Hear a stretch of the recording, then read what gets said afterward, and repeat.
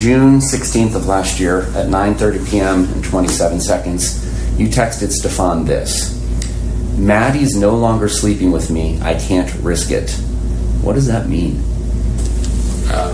If there's something said inconsistent today, not being used against her for filing a false police report. All right, isn't that crazy? On June 16th, 2023, Jennifer Soto texted Stefan Stearns, quote, "Maddie's no longer sleeping with me.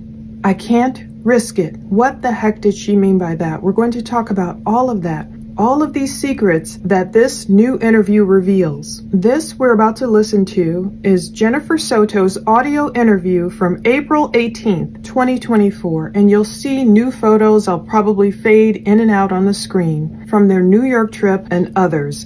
A lot of, not Tamagotchis, but those little things that Stefan Stearns used to paint. Now, if you want to hear this interview without any commentary, you don't want to hear me blabbing along, it's over on Patreon. I put it up there last night. It's raw, uncut over there with the photos scrolling by. You can listen, and I tried to boost it because Miss Jennifer has fading facts. She likes to speak pretty quietly in certain points where it gets very crucial and critical for her to answer the questions. Notice this is not the interview where Jennifer told investigators, quote, that the sex stuff was not evil. It's not that one. So we should have more evidence on the way. Bless God. Thank God for the YouTuber named The Docket. Over there, I listened last night. He played it twice. He sent it to me. I listened first. I listened twice over there during his live, and then I listened again today. The fourth time, I caught a lot of stuff. I caught a lot of inconsistencies, but it was really helpful to listen to it over on The Docket last night. I noticed someone said in the chat, listen without prejudice. So that's what I tried to do. And I still came out with Jennifer stinking like the worst rose ever. And I noted everything, every inconsistency. So thank God for The Docket, and I also have to give thanks to Gray Hughes Investigates. It was him that inspired me. The Docket inspired all of us to get together to be able to pay for these outrageous costs. I mean, we got that. There was an invoice for just one portion of this stuff was over $2,700, and I was inspired once I saw Gray Hughes was able to come up with more than $900 to pay The Docket. So I was like, let me rob Peter to pay Paul, step out on faith, just give The Docket over $900 also. You know, I'm like, oh Lord, this was designated to pay bills, but God made a way like he always does, and it's working out. And we got this evidence, and I couldn't go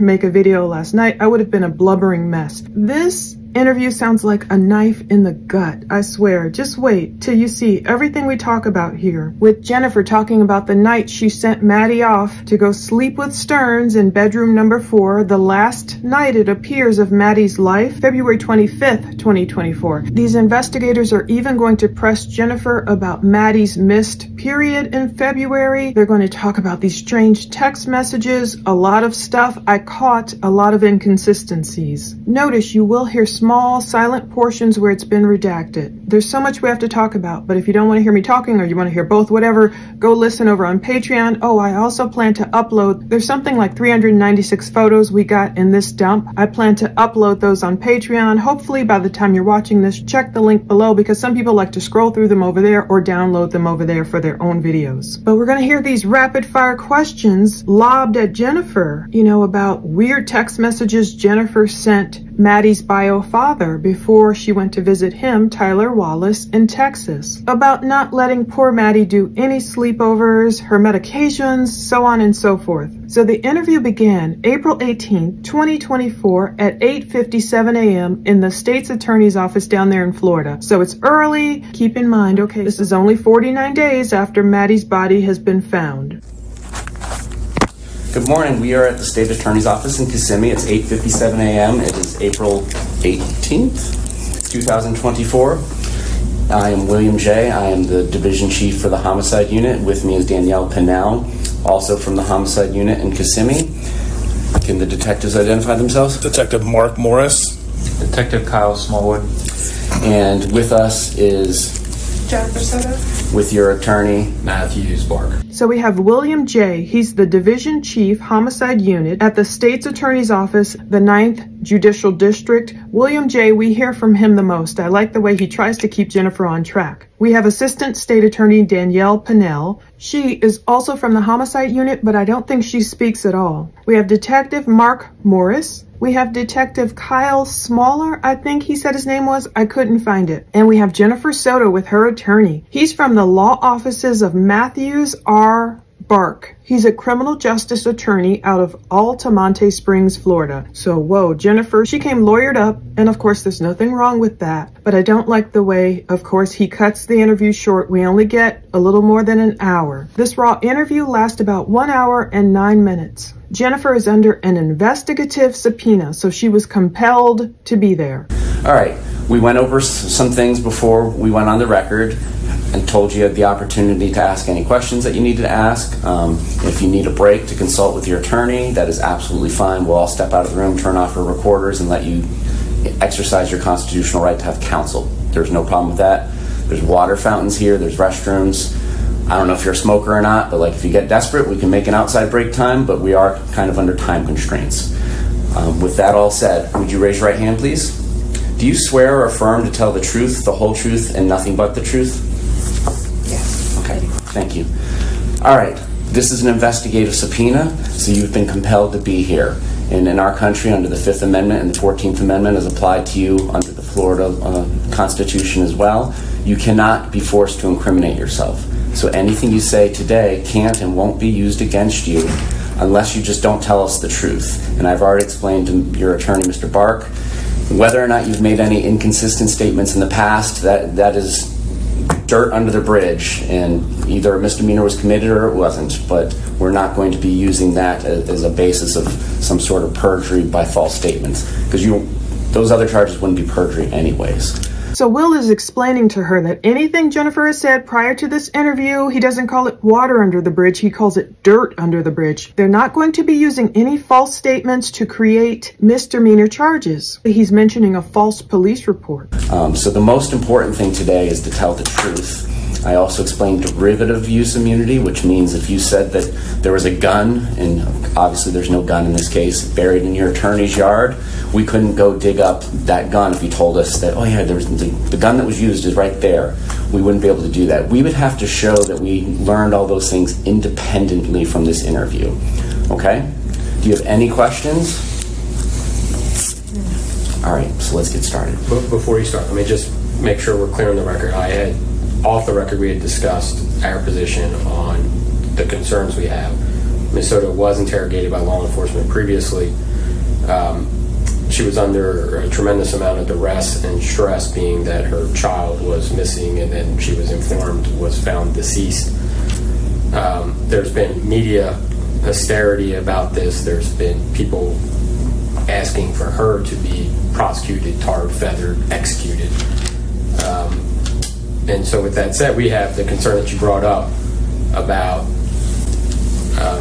if there's something said inconsistent today not being used against her for filing a false police report. So it's like, aha, it's that police report in writing where Jennifer said, you know, I swear I saw Maddie Monday morning, February 26th, around 8 a.m. getting ready for school. Well, after investigators figured out all of Stefan's movements, Maddie dead in the car with him at certain hours, they knew that couldn't have been true. They knew Jennifer was giving a false statement. They probably didn't know why. They're bandying about this term, derivative use immunity. They tell her anything you say today can't and won't be used against you unless you don't tell us the truth. Right, so for example, if she said something that was false then, and we have no idea that it was false now before this interview, but she comes in and admits that it was false today, we can't use these statements or that admission that it was false against her, just like we couldn't use anything else against her from this interview. Okay? All right.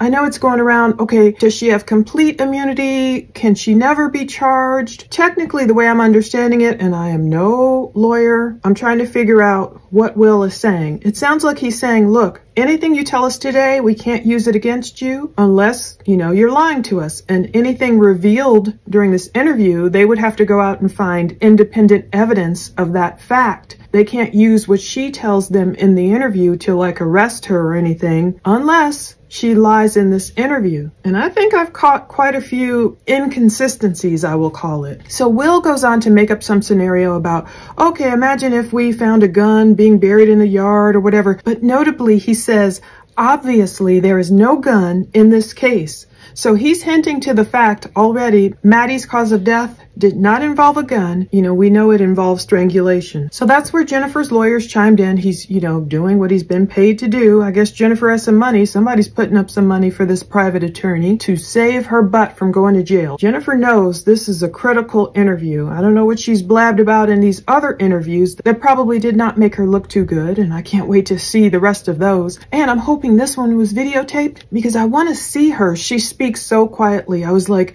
I wish they had the device right there under her mouth. Why do these women get in these interview rooms just like Nicole Kessinger and all of a sudden they lose their voice? They have to whisper. It bugs me. Jennifer's lawyer chimes in. He's saying what's off the record that they had just talked about was that Jennifer's already been interrogated by investigators. She was under a tremendous amount of stress and duress because her child was missing, and then she was informed that Maddie was dead. So he's saying, yeah, she found out she's under stress.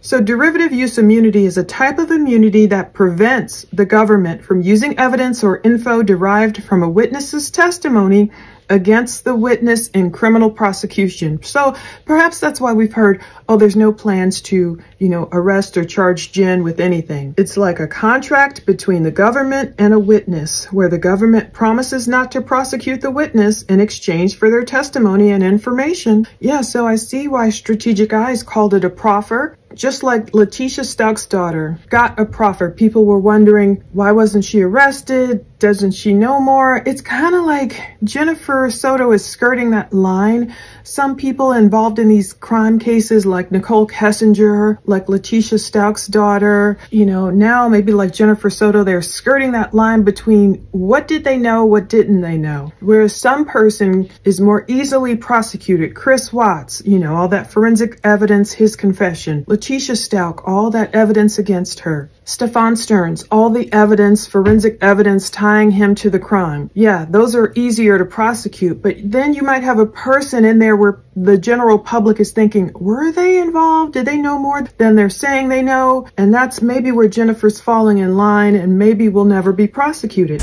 My understanding is that on February 25th of this year, you were working at the hotel on Disney property out at Coronado Springs. Yes. You have to answer out loud and loud enough to get caught on the record. I know you're upset. Right. I know. Yes. All right. And did you get off at 10 p.m.? Yes. All right. Did you go directly home? Yes. About how long does it take you to get home? About 25 to 30 minutes. And when you get home, who is downstairs, if anybody? You have a two-story, is it a townhome? Is that the best word for it? Yes, it's a townhome. If anybody is downstairs, who is downstairs? I saw my daughter Madeline and Stefan. Do you recall what Madeline was wearing?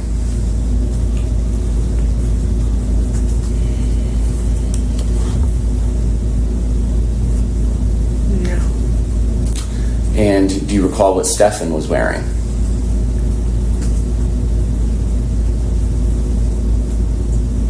I can't tell you, no.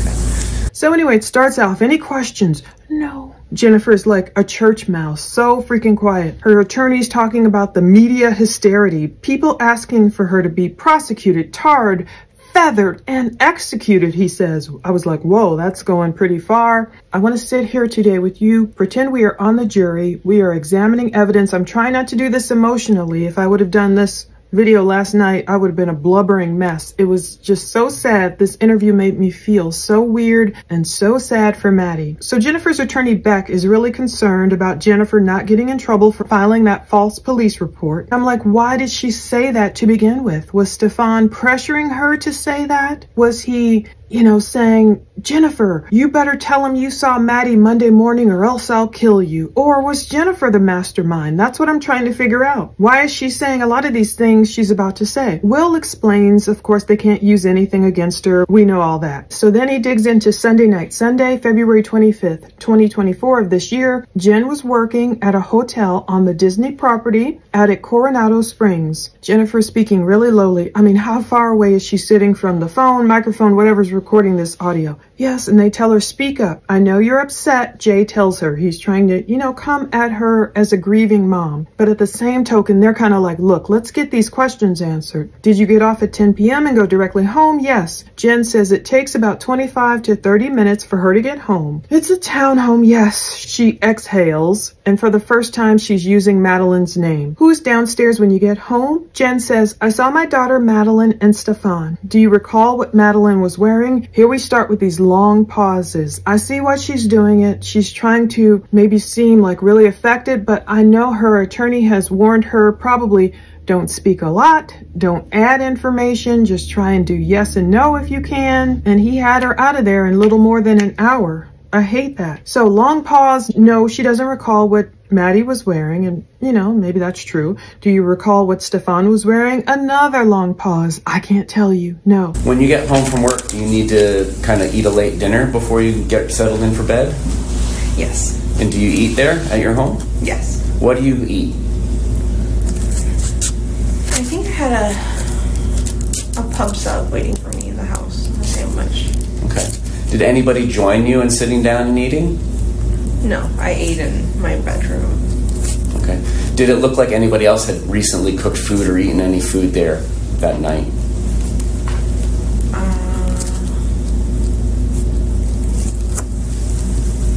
From what I saw, no. I didn't see anyone cooking, or it didn't look like anyone had been cooking. Okay. I believe in one of your former interviews you mentioned that Madeline might have gone over with you kind of what she got at the birthday party since you didn't have the chance to go because you were at work. Mm-hmm. When and where does that occur? That occurs like right after I get home. It occurs in my bedroom. Everyone's in my room. And so by everyone, let's just be clear since I understand you have some roommates. So what do you mean by everyone? Okay. Madeline, Stefan, and myself were in my bedroom. Okay. At this point in time, do you recall what Madeline was wearing? I don't know. Let me ask it a different way. Can you tell me whether or not she was wearing a long-sleeved green sweatshirt and jeans? Oh, no. Okay. Did you eat a late dinner? Yes. What'd you eat? I think I had a pub sub waiting for me in the house, a sandwich I ate in my bedroom. So I'll really try and give you Jennifer's answers because her voice is so low. I know some people can't hear her, so I'm going to say what I believe I've heard Jennifer say after listening to this 4 times and taking copious notes. Did it look like anyone else had cooked food? No. From what I saw, no. I didn't see anyone cooking, or it didn't look like anyone had been cooking. Where did Madeline tell you about these birthday gifts? Oh, Jen says that occurs in my bedroom. Everyone's in my room, and she has to specify it's Madeline, Stefan, and herself were in her bedroom. At this point in time, do you recall what Madeline was wearing? I don't know, Jennifer says. So he's cutting to the point. Was Madeline wearing a long-sleeve green sweatshirt and jeans? Oh, no. So she realizes, look, I'm trying to figure out, was Madeline wearing that night the clothes she was buried in or the clothes she was covered in? Because there's one report that says Maddie was covered in a green hoodie or whatever and jeans. They make it sound like they were laying on top of her. I don't know. Would she have kind of been in her bed gear, or do you think she could have still been in the dress that she wore to her birthday celebration? She would have been in pajamas. I can't recall the exact pajamas, but she would have been in pajamas. She had already, by this point in the evening, she had already showered and changed out of that birthday dress. And was it your understanding from your sister that she had gotten dropped off about 8:30, she being Madeline? 8:30, 8:45, something around that time, yeah. And what's your understanding as to when Stefan had gotten there? If you know. If you don't guess. It's fine. Actually, while he's saying that, this is important. So there's things that you might think should be a certain way because that's just the way things go. But don't just guess based on past history that it's the same as what happened on that particular day. If you don't know, you don't know. Then yeah, I'm not sure exactly what time he got there. Okay. But Jen says she would have been in pajamas. By this point in the evening, she had already showered and changed out of that birthday dress. Jennifer's sister told her Madeline had been dropped off at home around 8:30 or 8:45. They want to know, when did Stefan get there? So Will tells her, look, don't guess if you don't know. Jennifer's attorney's chiming in too, like, don't assume. It's important not to assume, the same as other times. So, you know, Jennifer's saying, well, she doesn't know, because you can't just say, well, times in the past, he would have gotten there at whatever time, so I'm going to assume that. You know, they don't want her to just make assumptions. So she doesn't know. However, in previous interviews, this is another contradiction for me. Jennifer has said she was pretty sure Stefan got there shortly after Madeline did. So why did she say that? And why is she changing it now? She can't incriminate herself necessarily. She might as well just spill the beans. But she still has to be careful, because if she spills a truth that leads to something illegal, even though they can't convict her out of this interview, her own words can't incriminate her, they could find out that fact independently, and then they could use it against her. So I know she knows I still better be careful. That's why she's like taking so long to answer, offering so little information, when previously she was pretty sure in the past, oh yeah, I think Stefan got there like 15 minutes after Maddie. I think he got there right after her. She's all like unsure, and that's fine to be unsure. I mean, who remembers what time stuff happened yesterday? I get it, especially if you're busy. Why did Jennifer say before, oh, I think he got there like, oh yeah, pretty soon after Maddie, I'm pretty sure. Well, why say that? Why didn't she just say, Stefan told me he got there around 9, or I saw Life 360, or whatever. Anyway, she's being so evasive. She's not sure when he got there. I don't remember. You were at work, so I just didn't know if, like, sometimes families check in, hey, I made it, by text or by phone call or anything like that. Do you not remember any of that? I don't remember. Okay. How long were the three of you in your bedroom? I'm going to say for about 30 minutes. Okay. How long were the three of you in your bedroom? I'm gonna say, she starts that again, for about 30 minutes. So Jennifer is exhaling, taking her time. She's not offering up extra info. Her attorney probably told her to do that. And notably, there's no talk right now in this 30 minutes of, oh, Madeline's beautiful singing voice. And we started watching the movie Sister Act. Now, maybe that's still true. Maybe that never happened. I don't know. But notably, she doesn't talk about that. And did Madeline tell you about the party? Really happy. Did she tell you what food they had there at the party? Or? Yeah, she they had her favorites. What are her favorites? Puerto Rican food. So arroz con gandules. All right, so you're gonna have to translate to English. I know frijoles and arroz and a couple other things, but help me out. If I recall correctly, she had requested rice. It's a type of rice and beans. Mm-hmm. It's rice with pigeon peas. Okay. And pernil, which is, I'm not sure how to, it's a pork, but I'm not sure how they cook it. Okay. So it's cooked pork. That's typically what she requests for her parties. That's like her favorite meal. Okay. And what kind of gifts did she get? She got a lot of money. Okay. That's what she ended up showing me. I think she had a few trinkets, but like most of it was just a big wad of money that she was so excited for. All right. Is there any particular reason Stefan couldn't make it up to the party? Because it's my understanding he didn't exactly work or anything. He wouldn't have been invited. The party was held at my mom's house, and my mom and him have never had a great relationship. She's never liked him. So he wouldn't have been invited to the party at all. It just would have been my whole family, and then me. If I hadn't worked, I would have been there. Okay. But did Madeline tell you about the party? Jennifer says several times she was really happy. They had her favorites, you know, what are her favorite foods, Puerto Rican foods. Jen laughs when Jay tells her to translate the food names because she starts saying some kind of foods He doesn't realize. He says, I know frijoles and a rosé or whatever, and Jennifer starts laughing. Of course, some people think this is very inappropriate behavior and cold. Some people talk about, how upset they would be, of course, still talking about this. But Jennifer talks about having rice with pigeon peas, some of Maddie's favorites, meat, some kind of meat, cooked pork. Now, this could be important info. All these things that are seemingly maybe insignificant, it could be very important in confirming the contents of Madeline's stomach. Perhaps it can help narrow down a time of death if they know what she ate and when and what wasn't digested yet. This could be very important. I don't know how much of that we'll get to find out. Jen said that is typically what Maddie requests for her parties. That's like Maddie's favorite meal. She says she got a lot of money. She had a big wad of money she was excited for. But I thought somewhere in here, and maybe I'll pop it up on the screen if I find it, Madeline's friend said Maddie wasn't happy over the presents she received, and she allegedly didn't get anything from Jennifer. But anyway, Jennifer's saying she showed her, this big wad of money. She showed her presents, her trinkets. So I'm guessing that jewelry, those mermaid's tears that Deborah, Stefan's mom, said she gave to Stefan to give to Maddie must have been in there somewhere. He didn't come to the party, but he came to the condo townhome, obviously. So I think they were on the dresser we saw in those evidence photos. Is there any reason Stefan couldn't make it to the party? I love this. Will J, these great subliminals he's throwing. As I understand it, he didn't work or do anything. I love that he said that. But Jen admits Stefan would not have been invited because the party was held at her mom's home. Her mom never liked Stefan. They never had a great relationship, so it would have just been Jennifer's whole family. And then Jennifer said, and me, if I hadn't have worked. Now, during this 30 minutes that the three of you are in your bedroom, is Madeline engaging in any of her kind of nighttime routine or, getting ready for bed? What else is going on, if anything?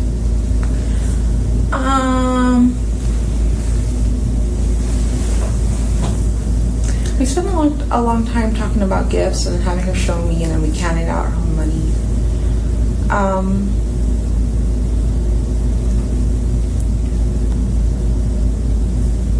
I can't remember if she had finished with all of her bedtime routine.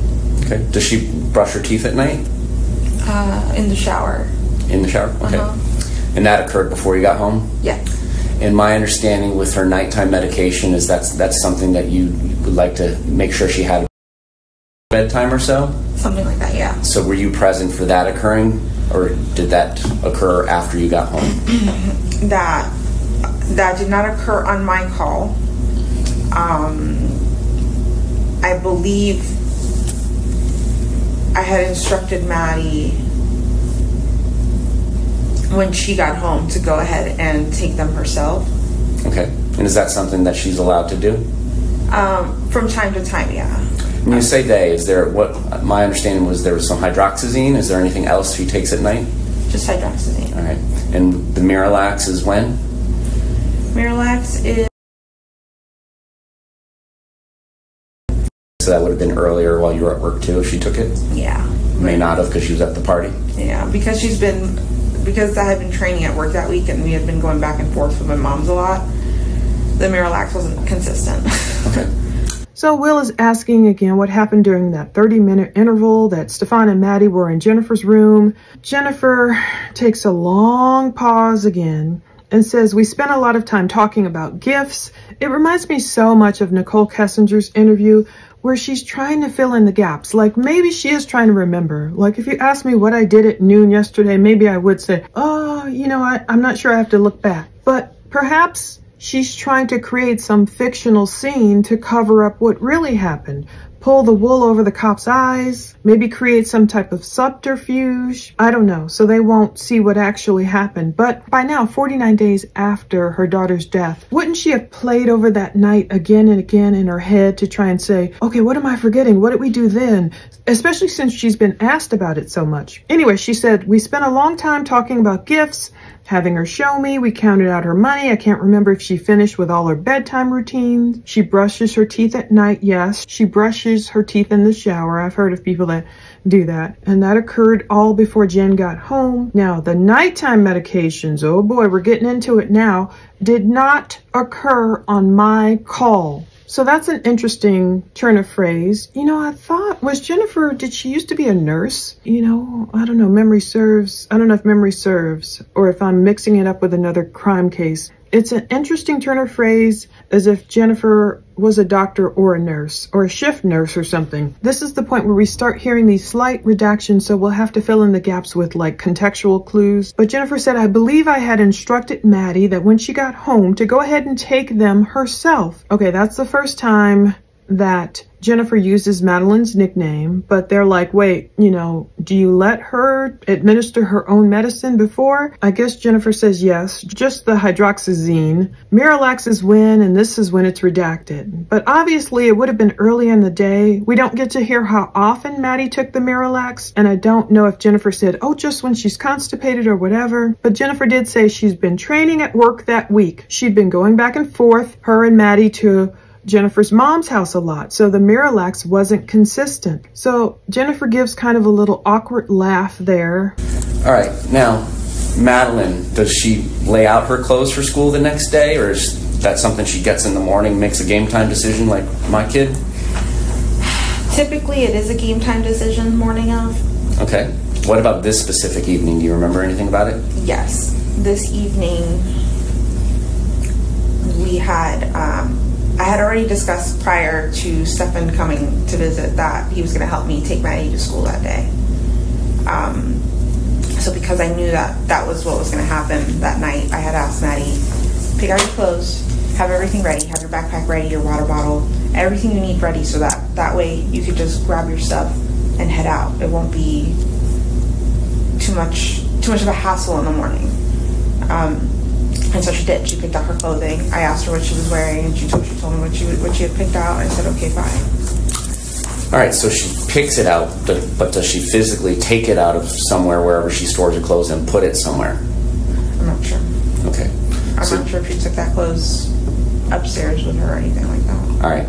So as far, you didn't see them in your room, and did you have the opportunity to kind of see her cubby part of the living room to see if she had put them on her bed or anything like that? I hadn't seen them. Does Madeline have like a water bottle or a hydro flask or whatever the kids call it that she likes to sleep with and bring up or bring wherever she's sleeping?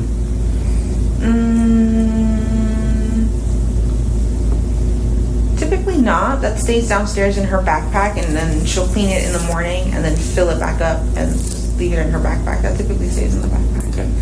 And then Will is trying to get more personable. He's saying, does Maddie lay out her own clothes to get ready for school the next day? Or is it a game time decision, you know, the morning of, like his kid? So he's trying to open up a little bit to her, maybe make her feel more comfortable, but he knows they're under the gun. Does Maddie lay out her clothes for school? Jennifer says, typically it's a game time decision the morning of. This evening, she goes, I had already discussed prior to Stefan coming to visit that he was going to help me take Maddie to school that day. So since she knew that was going to happen, Jennifer had already asked Maddie to have everything ready. Pick out your clothes. That way you'll have everything ready. You can just grab your stuff and it won't be too much of a hassle in the morning. You know, did she have her water bottle ready? Did she pick out her clothing? Jennifer says she had picked out her clothing, but Will is astute. He's like, okay, when you mean pick it out, like, did she pick out her clothing? You know, did you see her taking clothing? You can see my clothing. Did you see her taking it out of somewhere and laying it somewhere? And of course, those details Jennifer does not know. Jennifer's not sure. A lot of things she's not sure about. I'm not sure if she took that clothing upstairs, you know, with her or anything like that. Now, this is important because if Maddie had taken her clothes with her upstairs, like Jennifer sending her and Stefan off to bed, supposedly, to room number 4 Sunday night. So if Maddie's like, okay, you told me to, you know, pick out my clothes. Did she take those clothes? Was it like the green hoodie and the jeans or whatever? And did she take them upstairs to room number 4? Was she going to get dressed in room number 4 in the morning? Or was she going to go off to the bathroom? Or was she going to get dressed right next to Jennifer in her little makeshift living room bedroom? What was going to happen? So that's important because, you know, Will is pressing in because he's like, okay, you didn't see Maddie's clothes in the living room or like in her cubby part or anything, because if Maddie was still alive that morning, which I don't think she was, you know, not at 7 or something, whenever, and if she would have come downstairs right next to Jennifer's room and Jennifer's going to admit she keeps her door ajar because of her cat. She doesn't close her door. And if Maddie was right there in her little cubby area room or whatever, getting dressed or rifling and getting clothes, or I don't know where she stored her clothes, perhaps Jennifer would have physically seen Maddie, or Maddie would have ducked her head in and said, "Bye, Mom, I love you." That's going to be another question they ask that Jennifer answers really weirdly. So Will is pressing in and he's saying, "Okay, you didn't see Maddie's clothes in the living room or like in her cubby part or wherever?" Jennifer says, "I haven't seen, no. I haven't seen, no." And she whispers this stuff so low. She has a tell. Like every time it gets down to critical parts of Sunday night or Monday morning or whatever, you know, as one user commented on the docket, fading facts. Fading facts, even though they've already told her to speak up. Now, what about a water bottle, a flask? Typically not. That stays downstairs in her backpack, and Maddie generally cleans it out in the morning and keeps her water flask in her backpack. That's what Jennifer says. Favorite stuffed animal or stuffed animals? Anything that always goes with her wherever she's sleeping? She does have a few stuffies and blankies. Did I see any that day? Yeah, specifically, did you see if she brought any of that stuff upstairs with her? No, I didn't see any of that stuff upstairs. Now, separate question. Generally, habitually, like your attorney was saying, there's a difference between specific memory, but generally, would she do that? Not saying that you saw it that night. Generally, would she do what? Have stuffies and blankets and her favorite stuff. Yes, she typically would. So if Stefan says something like Maddie's building her nest and getting settled in, would that to you mean like her stuff is part of this nest, or what do you think that would mean, if you know? I'm not sure. Okay. Do you recall getting that text from Stefan that night that Maddie had settled into her nest for the night? I don't remember that text, no. Okay. My understanding was that at some point you told them it was time to go to bed. Yeah. Do you recall about what time that was? Around 11 o'clock. So that's consistent with getting home at 10:30, having this half-hour discussion and eating your pub sub? Is that a yes? Yes. All right. Do they comply with your wishes to go upstairs when you say that at about 11 o'clock? Yes, they do. Okay. Is there any further communication between either you and Madeline or you and Stefan about, all right, kids, it's time to go to bed, anything like that? Or was that the last you had heard from either one of them that night?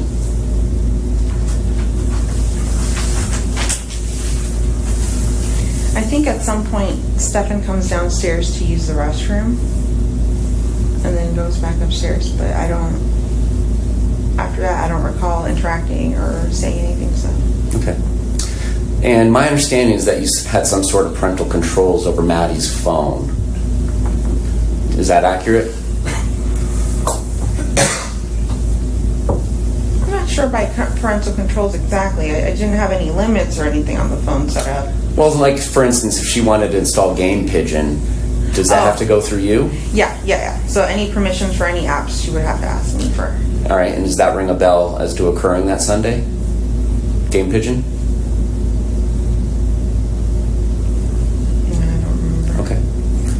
She does have a few stuffies and blankies that she sleeps with. Look at this. But Jennifer didn't see any that night either. Like, all these firsts happened that night. Did I see any that day? No. I didn't see any of that stuff upstairs. But Will says, okay, well, in general, would she bring something to sleep with? And Jennifer says yes. So it's like, what was different, so different about this night, going to bed in room number 4 with Stefan, that Maddie didn't bring any type of, blankies. We all have our favorite pillow, or especially younger people, they love the squishmallows and, the pillows, the stuffies, and surround themselves with that. Why wouldn't she bring any of that? Or why wouldn't Jen see any of that? Why wouldn't it be up in bedroom number 4? Was it or was it not? And then Will says, if Stefan says Maddie's building her nest, what would you think that would mean? I'm not sure, Jennifer says. I hate her trying to get away with this. I don't know. I don't remember. I'm not sure. I have no idea. I don't recall. Oh, it's infuriating. Will says, do you recall getting that text? Because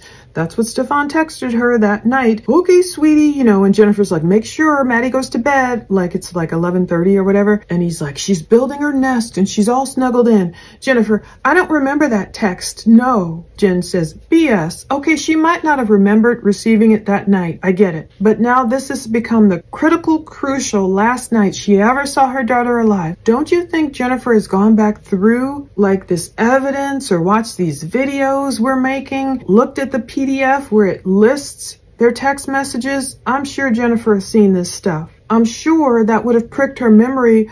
Oh yeah, he did say that. And he said, okay, sweetie, good night. And I said, okay. But no, she doesn't remember. But she does remember it was 11 o'clock. It was around 11 o'clock when Jennifer told Maddie and Stefan, go to bed. And is that consistent, Will is saying, with, you know, you getting home around 10:30, spending about 30 minutes in your room? She must have went, because Will goes, is that a yes? Do they comply with your wishes? Jen says yes. She's not elaborating. Sometimes it sounds like she wants to say more and then she forgets and is like, I better not say anymore. Okay, was there any further communication beyond, all right, kids, it's time to go to bed? Jennifer thinks long and hard. And then she's like, oh, I think Stefan did come downstairs to use the restroom. So I'm assuming there's no bathroom upstairs on that level. I don't know. I have to look at the floor plan again. It's kind of difficult. Is there no bathroom upstairs or not? And did Jennifer know she has to account for, you know, the movements of Stefan and Maddie's phone, or all the steps and the stuff we've seen in Discovery and stuff, and you know, him walking around, and perhaps her roommate hearing stuff at 2:30 a.m.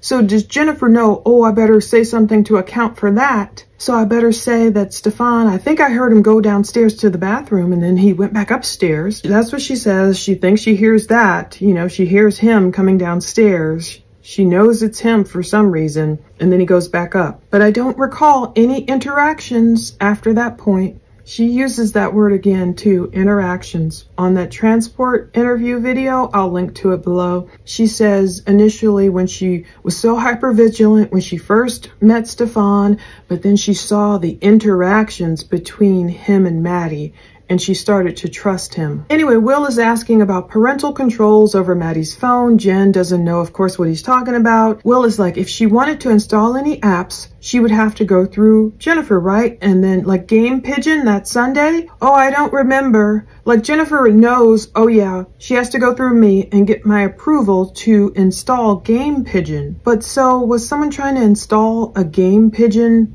app on Sunday night? What time was it? I don't even know if I've seen this info before, but Jennifer doesn't remember. So they're trying to ask her, someone would have had to approve this game being downloaded. And I'm wondering if it happened on Maddie's phone. What time was it? Was it Stefan on Maddie's phone pretending to do it? Pretending Maddie was still alive, or did Maddie do it? What time was this Game Pigeon game installed that Jen would have had to approve, but Jen doesn't remember? I don't know, I'm just not believing her. I'm trying to give her so much benefit of the doubt and being fair and not jumping on any hate bandwagons. I'm just trying to examine the evidence, and the evidence stinks. All right, so that's the last time you hear from either one of them until the morning. My understanding is that Stefan comes down and is dealing with your dog.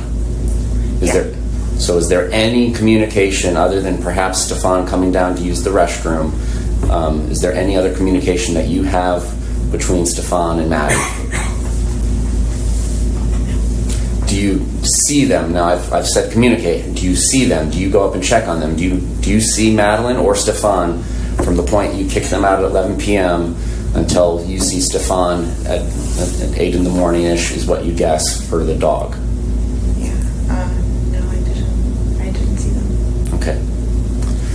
Now, when you go to sleep, do you sleep through the night, or do you wake up and not have consistent good sleep? I sleep through the night. Okay.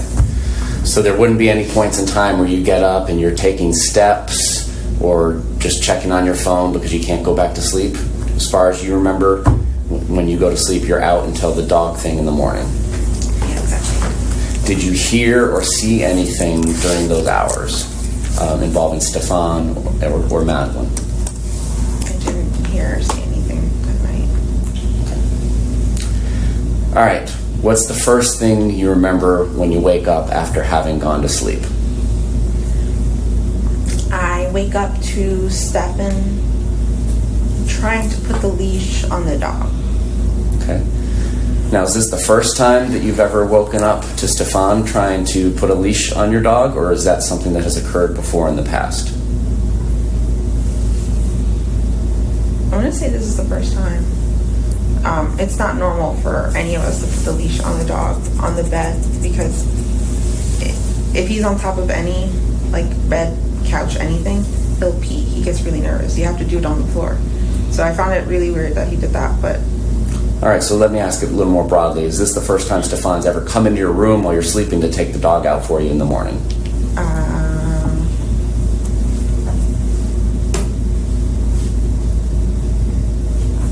can't recall if he's something before. Okay. Did you find it unusual then, or what did you think when this is occurring? When it happened, I think I was more... I found it off, but I was more worried over the dog. I was like, please don't pee on the bed. I don't want to do laundry. Okay. So I was more anxious over that. He put the dog on the leash and told me to lay down and go back to sleep. And I said, okay. So were you not laying down when he tells you to go back and lay down?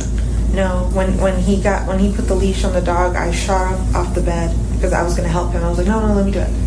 And he's like, no, go back to sleep. I'm fine. I got this. Okay. I said, okay. Now, do you go back to sleep, or do you check your phone or do anything? I think I go back to sleep. I can't look at anything. In this period of time that you have been awoken by Stefan, do you hear or see anybody else in your household? I hear somebody in the kitchen. I'm not sure who it was. I'm not sure who it was. Okay. Could you identify it by size, like their steps? Could you identify gender by their voice? Anything like that? Well, all I heard was sounds of like cabinets shutting, like somebody in there shutting, like looking for something and shutting. Okay. Now, if your daughter had been awake, would she come in and say goodbye to you before school, or not? Just let you sleep?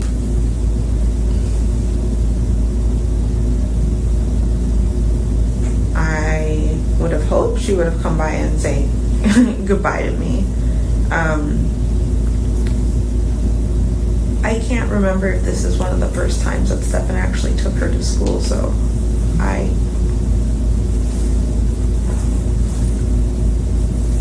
would have hoped she would have said good night, but I'm not sure. Any communication between Stefan and Maddie that night? I don't know, Jen whispers. Did you see Maddie and Stefan anytime until 8 in the morning? Nope, I didn't see them, Jennifer whispers. I sleep through the night, Jen says. So he's asking, is there any point in the night where you couldn't sleep and maybe you're taking steps? There's no point in the night you're doing that? Yeah, exactly, Jen says. Did you hear or see anything that night? I didn't hear or see anything that night. Jen says it so quietly that it makes me think she's lying. I mean, it's nothing wrong with being upset. Of course, she could be upset over this is when stuff went down. Stuff must have happened, but it's no need for her to be whispering like she's just not telling the truth. And that's what's so frustrating. That's what just, it makes people so angry with her. It makes me want to cry for what Maddie went through. So basically, she says she woke up to Stefan trying to put the leash on the dog. Is this the first time or has that occurred before? You know, here's Jennifer. I want to say this is the first time. So all these firsts happened the night Maddie got murdered. It's not normal for any of us to put the leash on the dog on the bed. You know, is it unusual? Yeah, Jen is trying to say, oh yeah, I found it off, but I was more worried over the dog. More worried over the dog than what? More worried over the dog than Maddie? Or what are you trying to say? Jen was trying to claim, you know, she's doing the old Jedi mind trick. Jen didn't want the dog to pee on the bed because people usually put the leash on the dog when the dog is on the floor. So Jen is trying to explain, if you try and put the leash on this nervous dog when he's on the bed or he's on the couch, he might pee. Jen didn't want to do laundry, but she's splitting hairs and she's being distracting. Will is trying to get down to the fact of, is this the first time Stefan came in your room and, you know, put the leash on the dog? Or has he done this before? Is he Mr. Helpful? I'm going to take Maddie to school. I'm going to walk the dog and all this stuff. Has he done this before? But Jennifer is focusing on, oh, this is the first time it happened where somebody's trying to put the leash on the dog on the bed or the couch. That's not what he's asking her. But Jennifer said it's really weird for him to do that, something like that. So Will has to take a step back. He's like, let me ask this more broadly. Is this the first time Stefan has ever come to your room to help you put the leash on the dog? There's a big pause. Again, frustrating. Jen says, I can't recall. So I really think they're talking about Maddie. It's almost like they all know it. I don't know if Stefan used a ligature like a dog leash, or if he used, his arm, or I always think of Chris Watts probably did this with his forearm.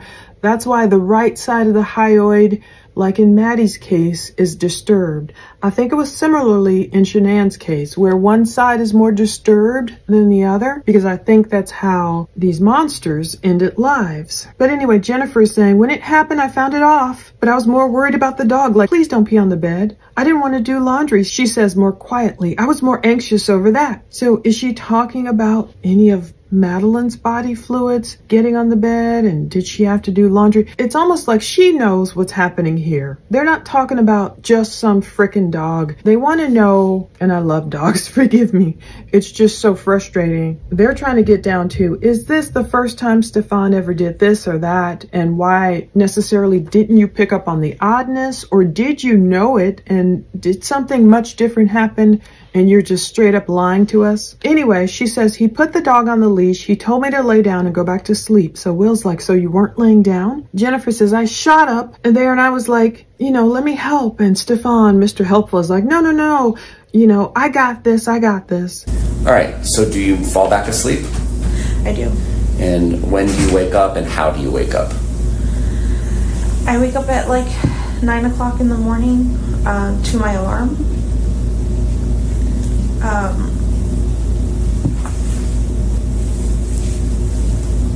I wake up at 9 o'clock in the morning to my alarm. I get ready, I think at around 9:30, 9:45, I leave for my doctor's appointment. Okay. So in this period of time from when you're waking up and getting ready, do you see anybody else in your home?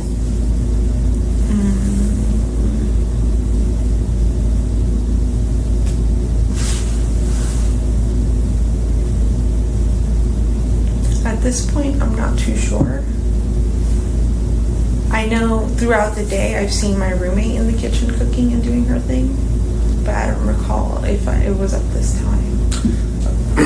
Did you see your daughter this morning on the 26th? No. Did you have any texts or phone calls or any other type of communication through any possible app on your phone? Like, hey mom, love you at school, whatever. Any communications from Madeline? Anything from her? Nothing. All right. How about from Stefan by the time that you wake up at 9? Any texts or communication from him? Maddie's dropped, I'm off to the game store, or whatever he's doing? No. I didn't hear back from Stefan until 10:20ish, and he had told me he left his phone at home that whole morning by accident. And I had asked him how the morning went, how was Maddie, and he let me know that this morning went great.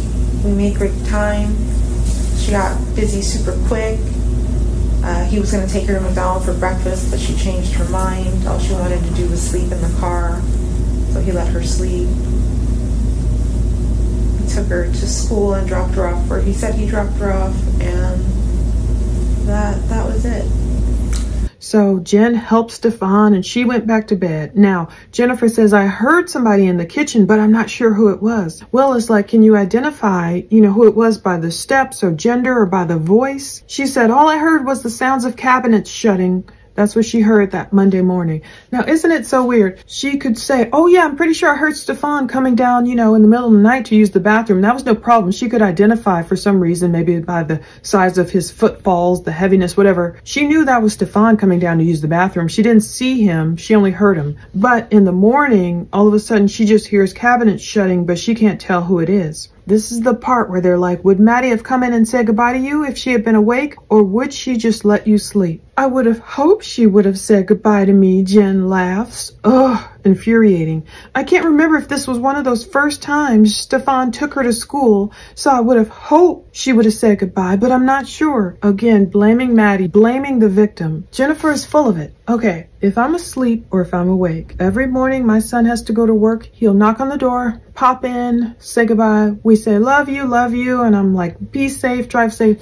That is our routine during a work week. Jennifer knows Maddie's routine. Does she come in and say, bye, Mom? She probably does every morning. So that's another thing that Jennifer, I believe, is just not being truthful about. You know, she's saying, I can't remember if this was one of the first times Stefan took her to school, so I hope she would say goodbye. So whatever happened to Stefan having done this a few times before? I think Jennifer just knows she's caught with this question. Either Maddie says goodbye to her when she goes to school or not. It's just a simple question. But Jennifer says she woke up at around 9 o'clock in the morning to her alarm. She gets ready at around 9:30, 9:45 for her doctor's appointment. You know, they're saying, did you see anyone else in the home when you were getting ready? Did you see your daughter this morning on the 26th? At this point, I'm not too sure, Jennifer says. I know during the day I've seen my roommate cooking and doing her thing, but I'm not sure at this time. Was there any communications from Madeline that morning? I didn't get anything. I think Jennifer says nothing. I didn't get nothing from her. She's so quiet, you can't hear her answers. How about Stefan? Did he text you? You know, anything like, okay, Maddie's dropped, I'm off to the game store, anything like that? Jen's like, no, I didn't hear back from him until about 10:20-ish. He told me he left his phone at home the whole morning by accident. Later, she asked him when they, you know, got back in each other's presence, how the morning went. And you had a 10:15 appointment for a blood draw? Yes. And did you go anywhere else prior to getting to your appointment for your blood draw? Did you go directly there or not directly there? That's basically the question. Oh, I went directly there. All right. And after your blood draw, did you go directly back home? Yes. About what time did you get home? Sometime between 11:15 and 11:30. Did you have any other appointments or doctor's appointments later in the day? I was supposed to have had one, but I canceled it When did you cancel it? that same day Why did you cancel it? because it was a $350 Botox appointment that I didn't want to spend the money on. I changed my mind last second. Okay. When you get home from your blood draw appointment, is there anybody else at your home? When I get home from blood draw, yes, Stefan was home. All right. And can you describe what he's wearing, what he's doing, his demeanor, what's going on?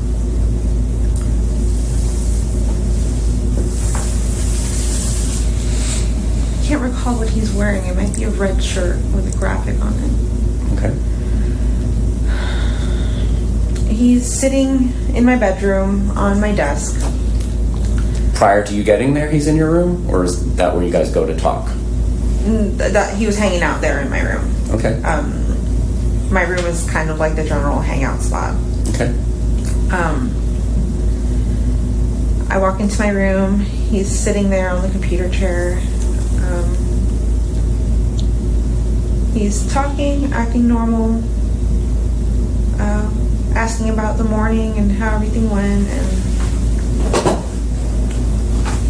that he let me know the errands that he ran that morning or what he was up to. And what did he say he was up to? He said he had dropped Maddie off at school and then afterwards went to a vape shop so he can buy vaping things. Okay. But that the store wasn't open, so he waited a long time for them to open. They never did. So he drove around, killed time, and then eventually made it back to my house at like 10:20. When later on, when I got home and he was home, we started discussing, or he started telling me that he was going to go back out to run a few more errands in a little bit down 192. And he gave me the name of a few stores that he might stop at. And I'm like, okay. I asked him if he wanted to meet me at my house by 2:30 so that we can go pick up Maddie from school together. And he said, yeah, he'll be back by 2:30. And I said, okay. So was that the plan, to get her together, or was it ever discussed that he would get her alone? The plan was for us to get her together. Okay. All right. And so does he leave before you leave? Actually, before this, while we were still discussing, while we were having the conversation in my room, he did mention at one point, while he was sitting there, that he had to reboot his phone, or that he had to update his phone. Mm-hmm.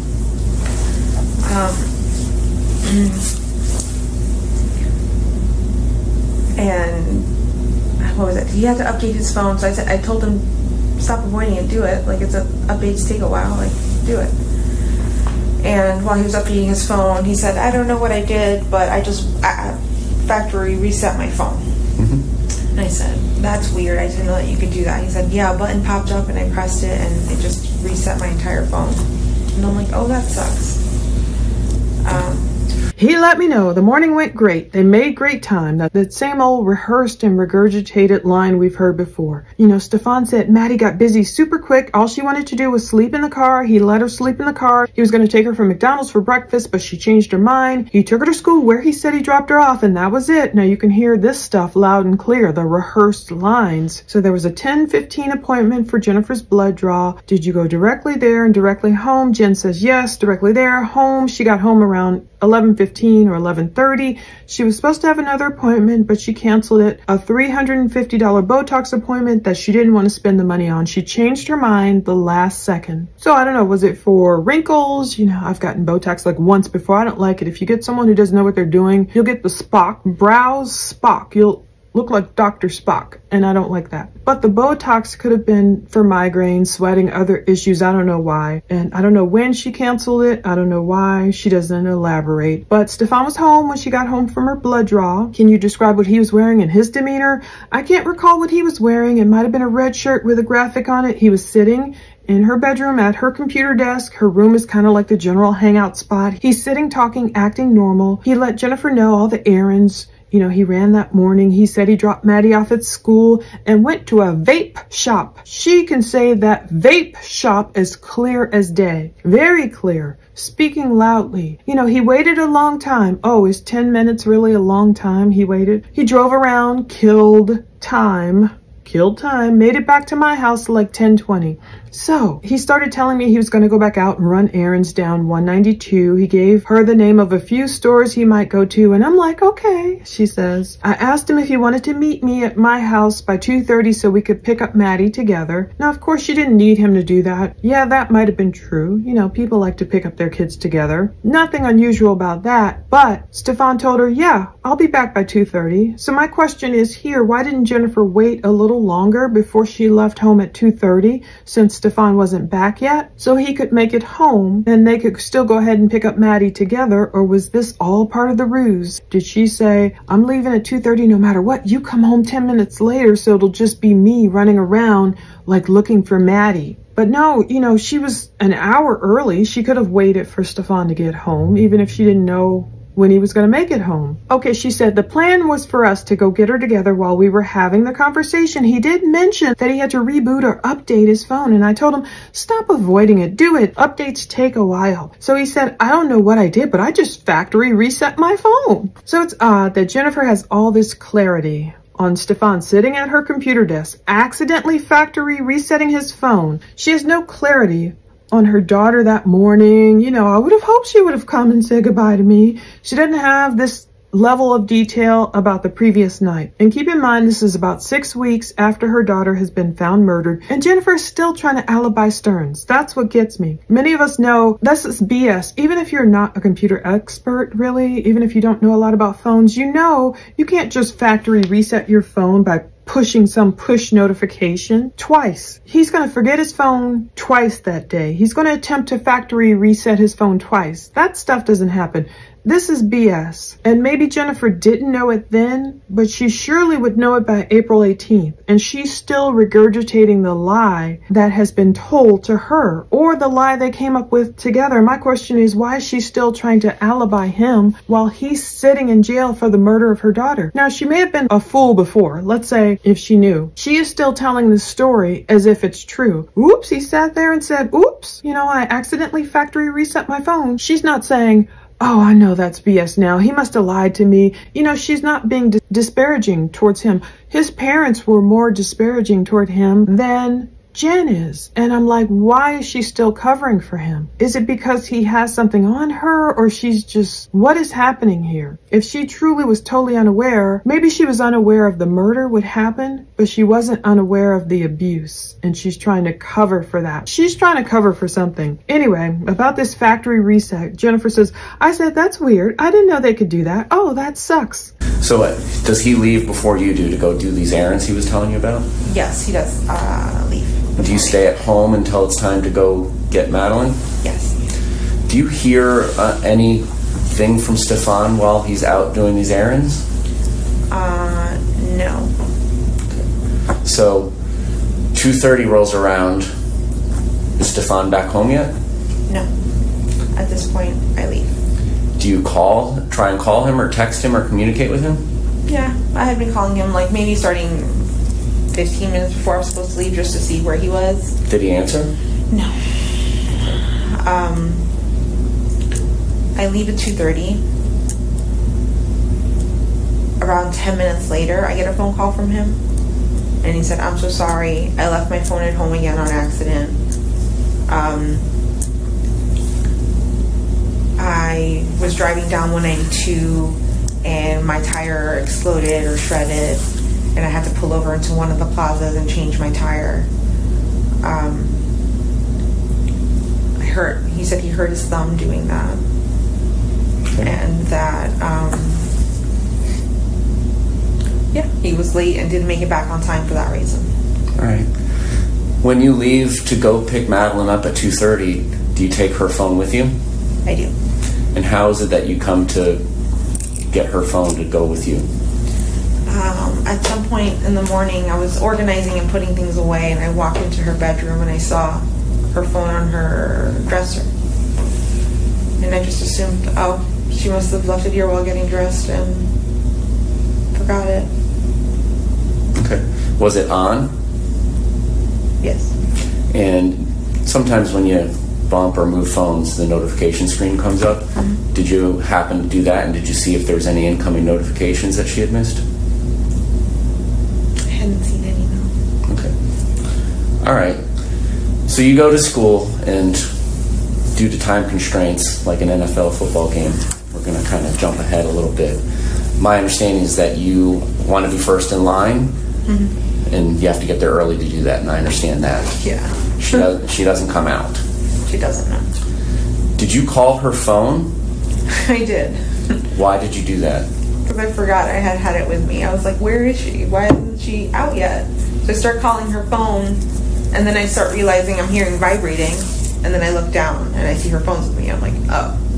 Okay. How am I going to get a hold of her? Because I'm the first in line. The cars behind me already have children. They're full. They're waiting for me to leave. Okay. All right. So I'm going to kind of jump ahead.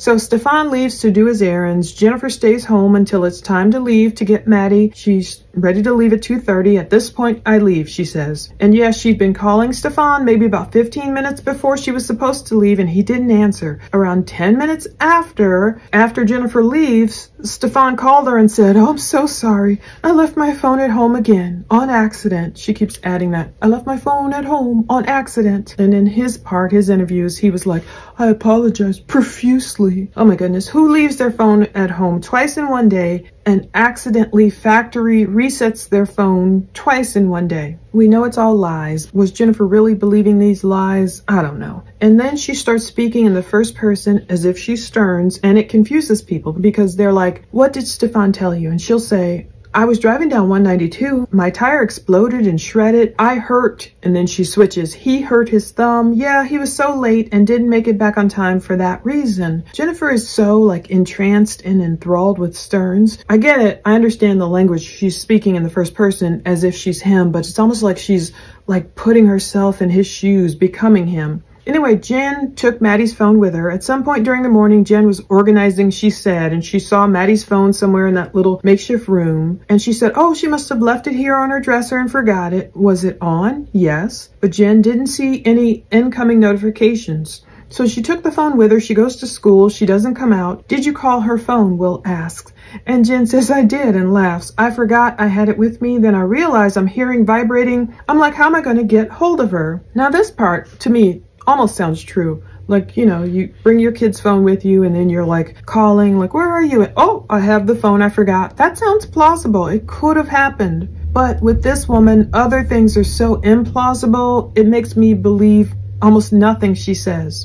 Did Madeline ever complain to you about believing that Stefan had taken her Christmas money?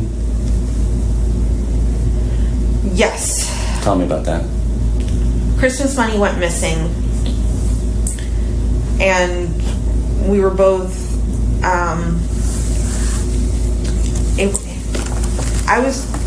don't even know how to explain this. We had collected all of her envelopes with Christmas money and consolidated into one. I'll put all her money into one. Yep. And then I said, I will put this somewhere safe. And I thought I had put it in my nightstand. A few days later comes around, whatever. We start looking for it or asking for it or something like that, and we can't find it. We can't find it at all.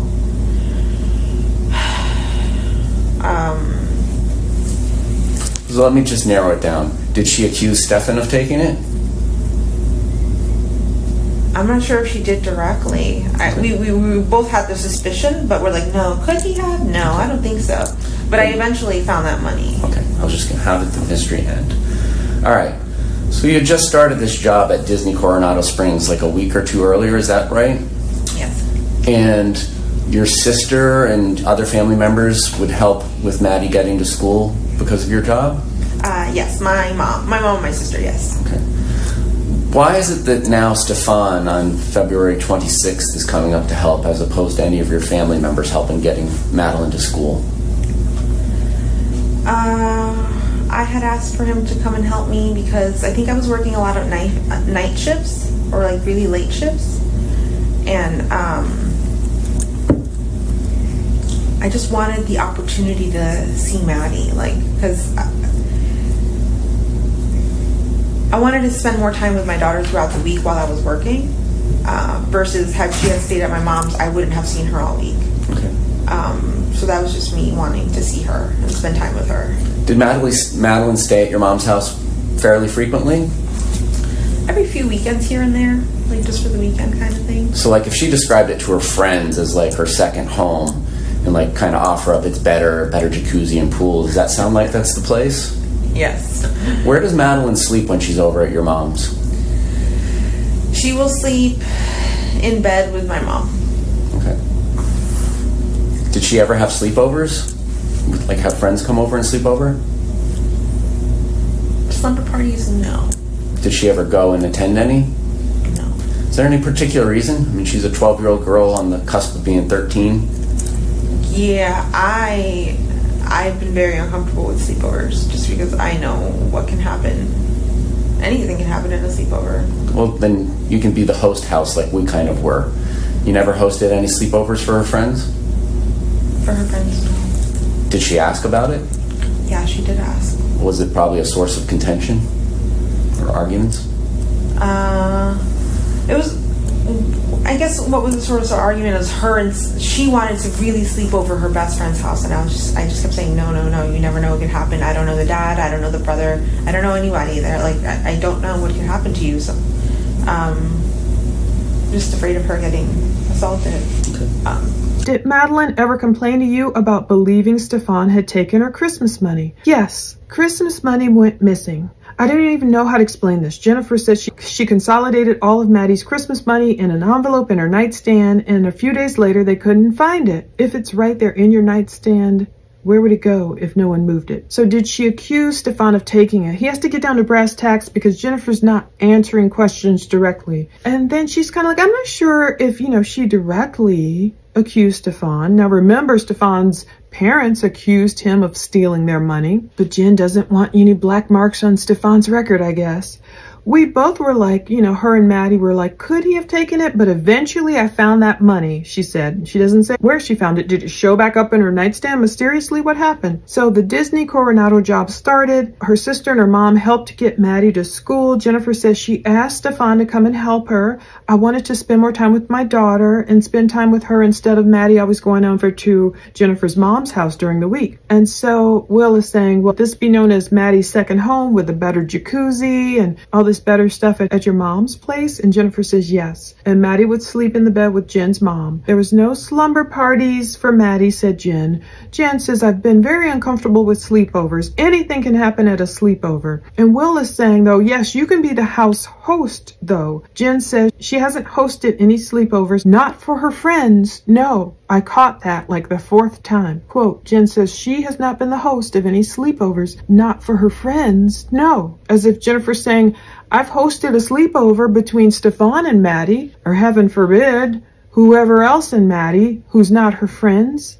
She's leaking some weird truths here. I think Jennifer was more afraid of people finding out the secret of Stearns abusing Maddie than she was of, Maddie getting assaulted. She had the nerve to say, I'm just afraid of her getting assaulted. Maddie asked for sleepovers. And was that the source of contention or arguments, Will wants to know? She really wanted to sleep over her best friend's house. Jen kept saying no. I don't know the dad. I don't know the brother. I'm afraid of her getting assaulted. Whoa. Now, previously, I was crying almost when I told you I appreciated growing up. My mom, she didn't let us go on sleepovers either. She only got to know my best friend's parents, and she let me sleep over there once. And I appreciate that because she was guarding me. She was protecting my sister and I. However, nothing was happening in our home. Like my dad wasn't abusing us. This is so hypocritical to me of Jen. She's afraid of sending Maddie off. She's afraid of her getting assaulted. But then in the home, she's letting her go off with Stearns unfettered all night. Did Madeline do her own laundry? Yeah. Did she cook for herself? I was teaching her how to make a few things, so yeah, she could, I guess. Okay. What's her normal routine for getting ready for bed? We give her her meds.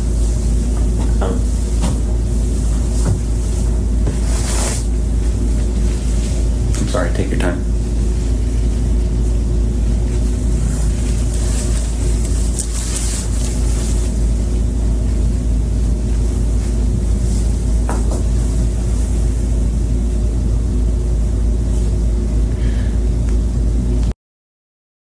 We get ready for bed. I'd give her her medication.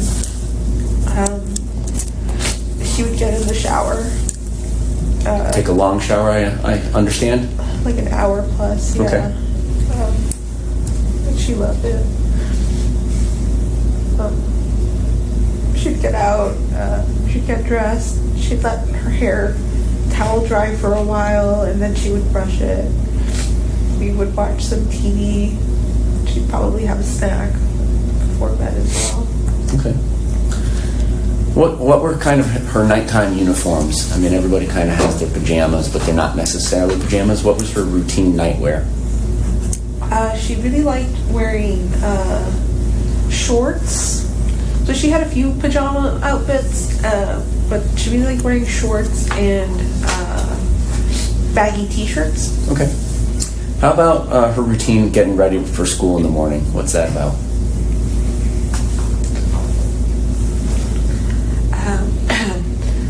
We'd wake up. The alarm would start ringing around 7:30. We'd snooze it up until 8 o'clock. Then she'd get up. She'd get dressed. And then she'd lay back down in bed while she would wait for me to make her breakfast. So she's a breakfast eater? Yeah. Okay. She'd have breakfast. Then she would start, with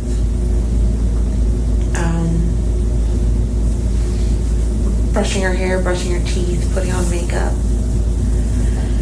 At 5, I would give her her ADHD medications for school. Is that every day or just school days?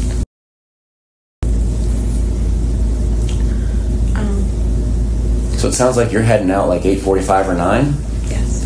And it takes like, what did you say, 15, 20 minutes to get to school? Yes. And first bell's 9:38? 9:20. Something like that? 9:20, Okay. yeah. So on Monday the 26th, 7:30 seems like a really early time to depart to go to middle school, even if you're getting Mickey D's. What was the discussion about when Stefan and Madeline were going to leave on the 26th? There wasn't one. So you didn't know anything about these plans, or did you? Or I knew that they were going to go to McDonald's, but not 7 o'clock in the morning. That wasn't. okay. I had assumed like 8 o'clock. But even then, 8 o'clock is kind of early, like 8:30, because you could just go to McDonald's, be done by 9, and then drop her off at school. Because McDonald's is right the block away from the school. So Madeline's not driving, so she can eat while she's riding. Yeah. So I don't. And she takes about an hour to get ready in the morning? Mm-hmm. Yes? Yes. So if they were leaving at 7:30, you'd think she'd have to get up at 6:30 to get ready and go through a routine, right? Yeah, that's extremely early. Okay. And is that what Stefan told you after these events unfolded? Was that they left early, like 7:30? What did he ever tell you? It was early. I can't remember the time. I think I dropped her off in front of her school sometime between 8:15 and 8:45. You say I. What do you mean by that? Did you drop her off that morning? No, I'm speaking, sorry. Okay. As what Stefan was telling me. Stefan let me know that he dropped her off sometime between 8:15 and 8:45 on the road by the church close to her school. Mm-hmm. And I remember asking him, why so early? That's too early. School doesn't start until 9:30. Why did you drop her off that early? Oh, I don't know. We just left the house and made good time. I wasn't paying attention to the clock. Okay. Anyway, Maddie did her own laundry. Jen was teaching her how to cook for herself. What was her normal routine for bed? Will is asking, and there's another brief redaction because they start talking about medicine. Now, this is where Jennifer sounds like she starts crying. It would be great if we could see the video. She's asked about Maddie's bedtime routines. It must be triggering her. We give her her meds. I give her her medication. She would get in the shower like an hour plus. Like she loved it. She loved the showers.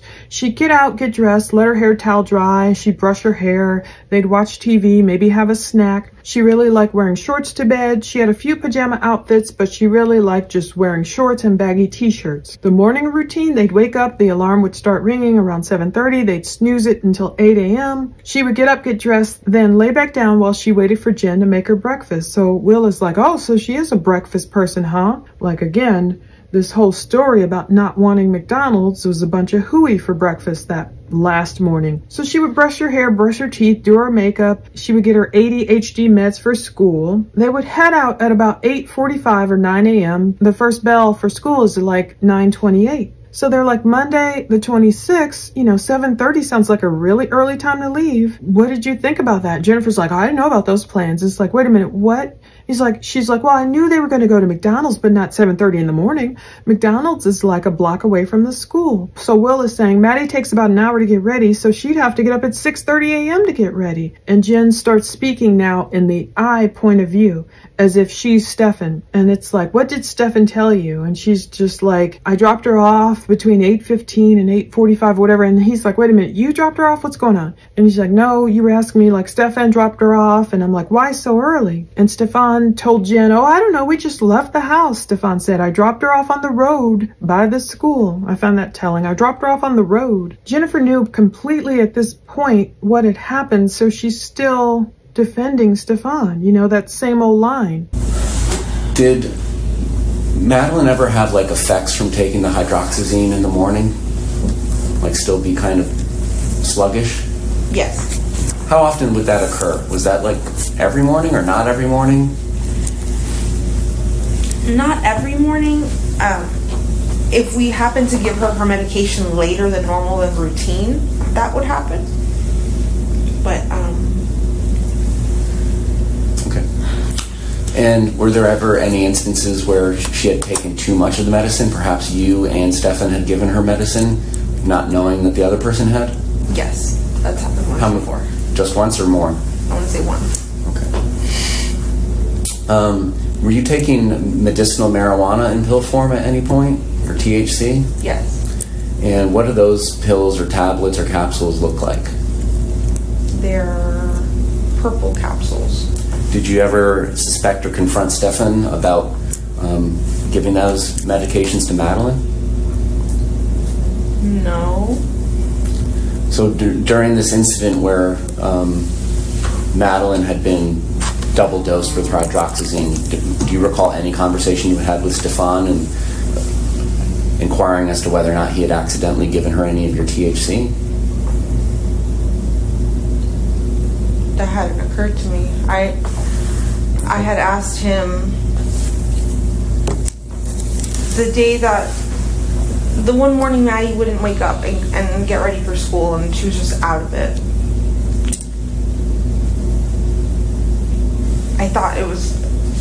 I assumed it was medication related. Okay. But I didn't realize, I'm like, did this one medication hit her too hard because we gave it to her late? I called poison control. I needed to see what would happen. Because at this point, I think I had gotten Stefan to admit that he gave her a second dose of the sleeping meds as well, because he thought I had given it to her in the first place. Okay. But that was with hydroxyzine. I didn't know anything about THC, the marijuana. I'm just asking you. Oh. I'm asking if you remember having that conversation. There is a conversation on your phone about you were relaying that Madeline said that she suspected that it was different, bigger pills, and you relayed that to Stefan and had a conversation with him. And if you don't remember it because it was a year ago, that's fine. But Maddie would get sluggish if she was taking hydroxyzine in the morning. She wouldn't be sluggish every morning, but if she got her meds later than normal, that could happen, Jennifer said. Any instances of Maddie getting too many meds? Yes, that's happened before when both Jen and Stefan dosed Maddie on the hydroxyzine. Now he switches over to the medical marijuana that Jennifer takes. Did she ever confront Stefan with giving Maddie THC accidentally or otherwise? That hadn't occurred to me. Jennifer seemed caught off guard, and she's telling Will that her medical marijuana were THC purple capsules. So I don't know if this means Will is saying Maddie was found with THC in her system or not. But Jennifer starts talking about one morning she didn't wake up, she was out of it. Jennifer called poison control regarding Maddie, and she said, I got Stefan to admit that he gave her a second dose of the sleeping meds as well. So is that the hydroxyzine? Is that what she's talking about, sleeping meds? So Will said, you relayed to Stefan that Madeline said it was different, bigger pills. So Madeline must have reached out and told her mom, look, Stefan gave me some kind of different, bigger pills. This was on Jennifer's phone. This must have been a text last year from Jennifer to Stefan, but Will is like, if you don't remember, it's fine. He seems like he's getting frustrated with her, and I don't blame him. My next question is, you have two female roommates? Yes. And one of them has a child, a son, that sleeps part-time over there? Yes. And so my understanding is they're kind of, it's like a, I don't know what to call it, like a bed and breakfast. There's numbers on the doors upstairs? Yeah, I don't know. I just, to make it easier for the roommates, I just labeled each bedroom. So they're in 2 and 3? Yes. All right. Now, bedroom number 4. At one point, you told the police that your sister was staying with you, and that's why the sleeping arrangements were as they were. Was your sister ever staying with you, or did I misunderstand what you said? No, my sister wasn't staying with me. Okay. So let me ask you this. At what point did Madeline's bedroom kind of become the living room? When did that setup start? I think as soon as a few months into us moving back into that townhouse. And when would that have been?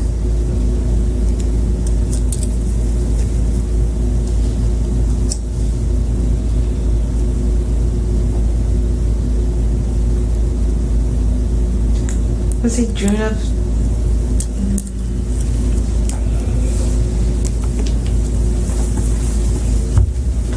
sometime in 2022, but I'm not sure when. Okay. It's my understanding that it's December of 2022 that you and Stefan kind of break up, Yes. but he still remains in the townhome. Yes. Why is that?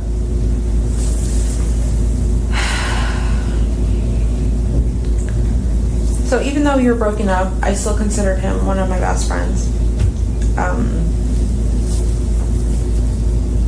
I wanted to give him the opportunity to live there, and he had gotten a job at Disney and was doing well. Okay.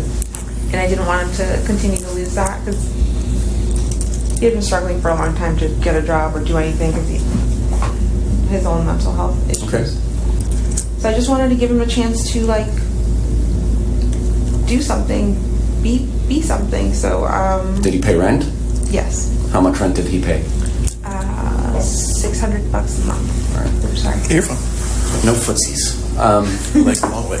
So they're talking about the female roommates. One of them has a male child who sleeps over part-time, and they're like, is it like a bed and breakfast with these, numbers on the door? Jen's like, no, I just want to make it easier for the roommates. I labeled each room. So the women are in bedrooms 2 and 3, and she's like, yes. And then he's asking, did you tell police your sister was staying with you? And Jennifer's like, no, my sister was never staying with me. So I don't know if this is something Will got wrong. I don't remember. I have to look through the documents if we've heard this before, but I don't know where that confusion came in. But he wants to know, when did Maddie's bedroom become the living room? And Jennifer's like, I think it was soon as a few months into us moving back into that townhouse. When was that? Long pause.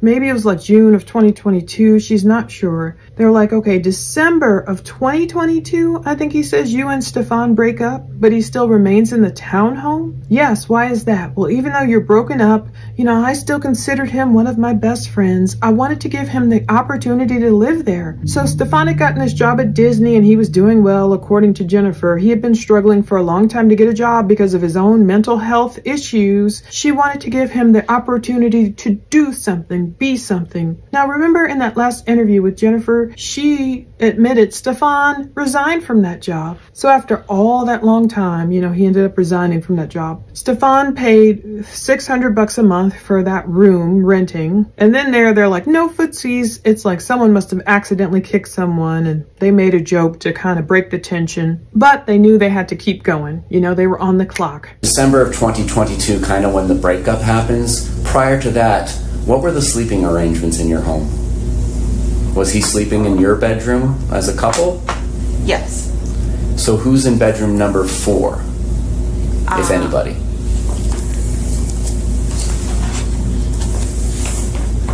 I think that room remained empty for a while. For a little bit, there was another roommate there, but it remained empty for the most part.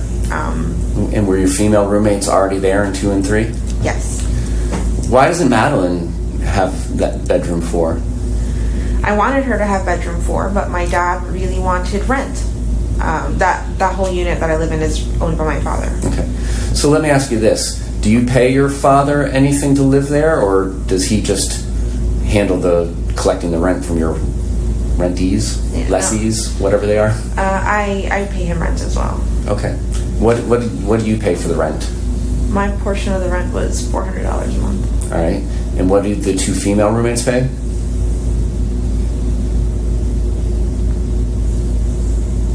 $850 and $650. Okay. Prior to Madeline having her own bedroom set up in the living room, where was she sleeping in that townhome?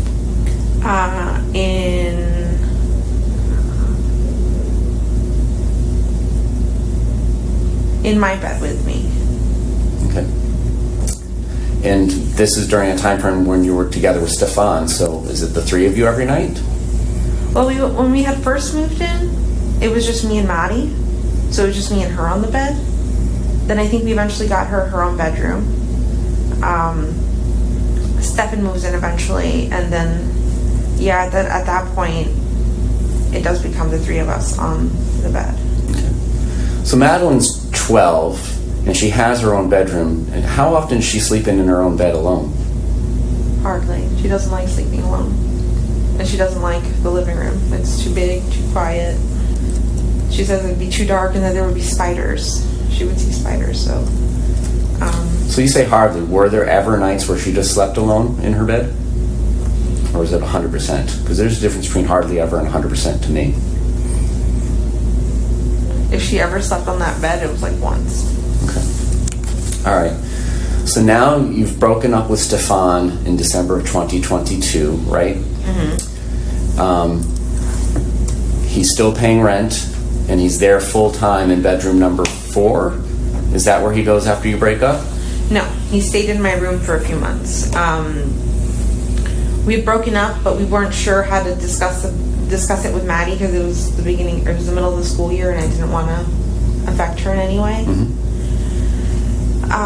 So we just played it off, acted like everything was normal and fine for the first 6 months. And then eventually she caught on, and then once she did, we admitted to her that we were broken up. And then, yeah, at that point is when he moved up to bedroom 4. Okay. And once he moved up to bedroom 4, were there instances where Madeline would sleep alone upstairs with him?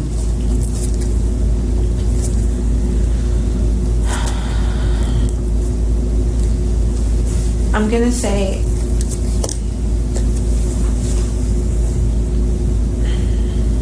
I want you to think carefully before you answer, because obviously we've gone through your phone and we've seen all the conversations that you've had with Stefan.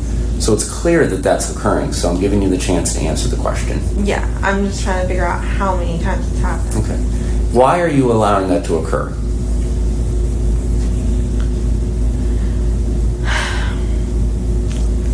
I saw Stefan as someone that I completely trusted with my life, my child's life. I thought he had cared for her as a father would.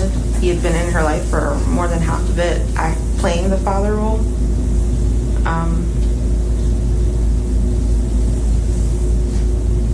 I thought he cared for her the way I did.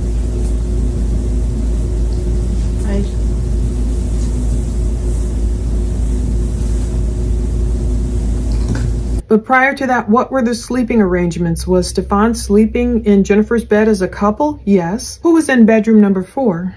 Jennifer said, I think that room remained empty. They were asking, like, I'm thinking, why doesn't Maddie have bedroom number 4? And Jen is saying, I wanted her to have bedroom number 4, but my father wanted rent. I pay him rent as well. My portion of the rent was $400 a month, Jennifer says. The female roommates paid $850 and $650. So that means Jennifer's father was collecting $2,500 a month, at least when all of them were paying those amounts. So Maddie slept in bed with Jennifer. When they first moved in, she's like, it was just me and Maddie on the bed. Then Stefan eventually moved in. At that point, it does become 3 of us on the bed. I don't know. It's funny the way she said on the bed. And Will is trying to say, Madeline is 12. When does she sleep in her own bed? And Jennifer's like, hardly ever sleeps in her own bed. She doesn't like sleeping alone in the living room. It's too dark. It's too big. She would see spiders. And so I'm like, yeah, it's right there in that room next to where the sliding glass door is. You know, it's Florida. Maybe insects get in there. So I'm thinking, why wouldn't Jennifer and her dad allow Maddie to have that upstairs bedroom number 4 where the door would close? She could have her own room, have privacy. Maybe she wouldn't feel like spiders are up there. Maybe it wouldn't feel too big. It doesn't make sense to me. Like, why wouldn't this mother and her grandfather let her have her own space, at least even while it's being rented, while it's empty? Why bring this buffoon Stearns up there, back up there once he had gotten away? Why bring him up there? Why not ever give Maddie her own beautiful room? You know, she could decorate it how she likes, and okay, if it is rented next month, then fine, you'll have to move back down to the makeshift, but I don't know. I just don't like that. Will is saying, look, there's a difference between hardly and 100%. Jennifer says if she ever slept on that bed in her little portion of the living room, it was like once. So basically, Maddie doesn't sleep down there. 100% not sleeping in her own bed? Only once, maybe she slept in her own bed. Okay, so what about Stefan after the breakup? Well, Jennifer says he stayed in my room for a few months. We didn't know how to discuss the breakup with Maddie, so we just played it off for the first 6 months. So Jennifer has the nerve to say it was in the middle of the school year, and, you know, Jennifer didn't want the breakup to affect Maddie in any way. What about all the crap Stearns was doing to Maddie? That surely was affecting her negatively throughout her schoolwork. Jennifer had to see her daughter's grades. She had to maybe know about the counseling visits. She had to know something was happening. But she's trying to say,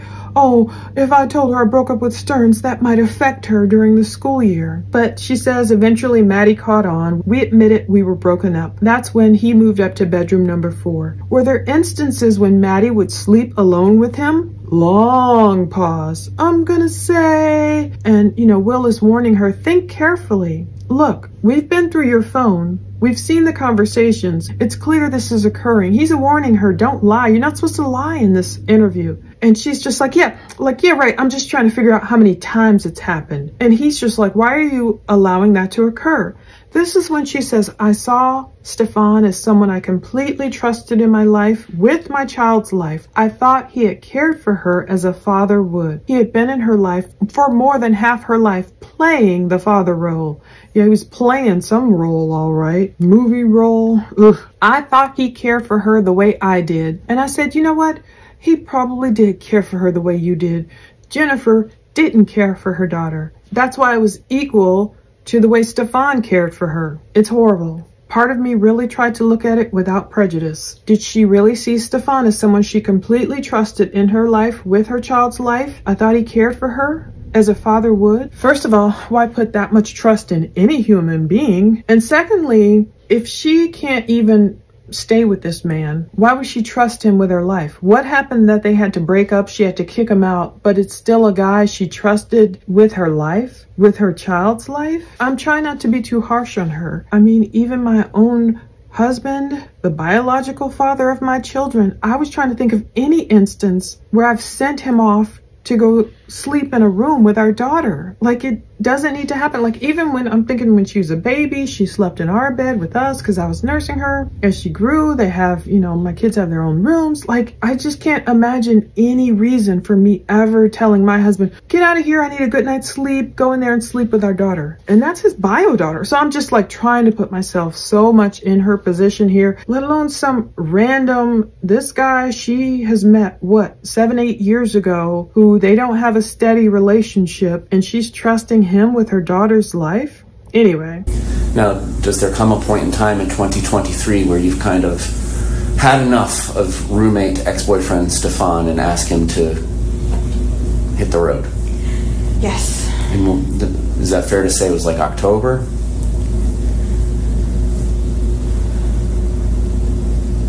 Maybe, like the end of October, because then I gave him all of November and told him he had to be out by December 1st, kind of thing. But yeah, that sounds about right. And then did you kind of ask him to leave a month earlier and it was a source of arguments? Yes. Okay. So now at this point in time when he's being asked to leave, have you had any conversation with Maddie that mommy isn't together with Stefan anymore and this is kind of the ways of the world? Do you have that conversation with her? She had, by June, she figured it out already, so she knew we weren't together or anything like that.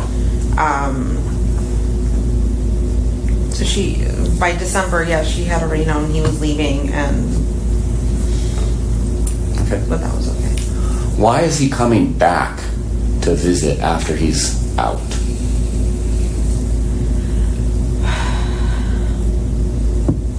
We're still friendly with each other at this point. Christmas is coming up, and we wanted to spend Christmas together. So he comes up for a few days during Christmas, and then he does visit a few more times after that, but for the day, and it's to pick up packages. He keeps getting mail delivered to my house, packages, so he just comes up and picks them up.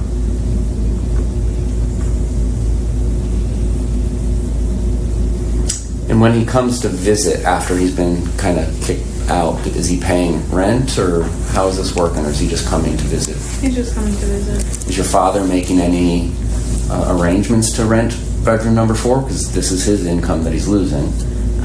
Yeah, we had it.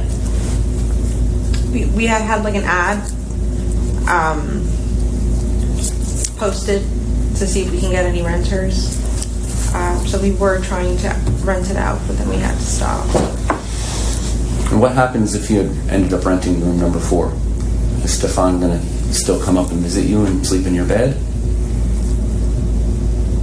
I don't know. I hadn't even thought of it at that point. At one point you told investigators that Stefan was quote-unquote stuck down there until they could afford for him to come back. Were there plans for him to come back?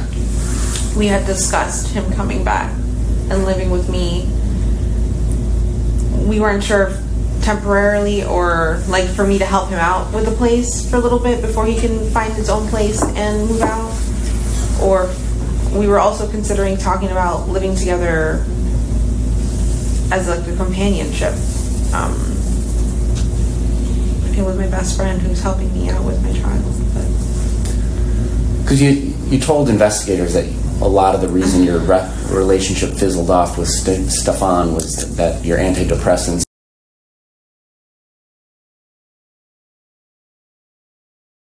You had moved on to other people, had you not? Yes. And so despite having moved on with other people, you were still having Stefan come up and visit, and there were plans to cohabitate with him again, potentially? Possibly, yes.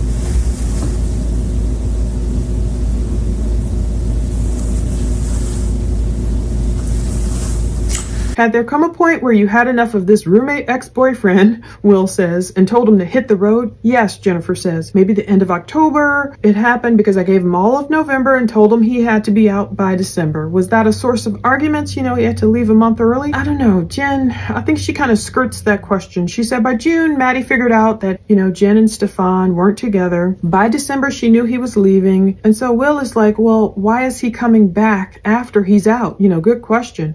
Jennifer's like, we're still friendly with each other at this point. Christmas is coming up and we wanted to spend Christmas together. He visits a few more times after that. It's just for the day. He keeps getting packages delivered to her house. Like, why? Why is he doing that? Is he paying rent? No, he's just coming for visits.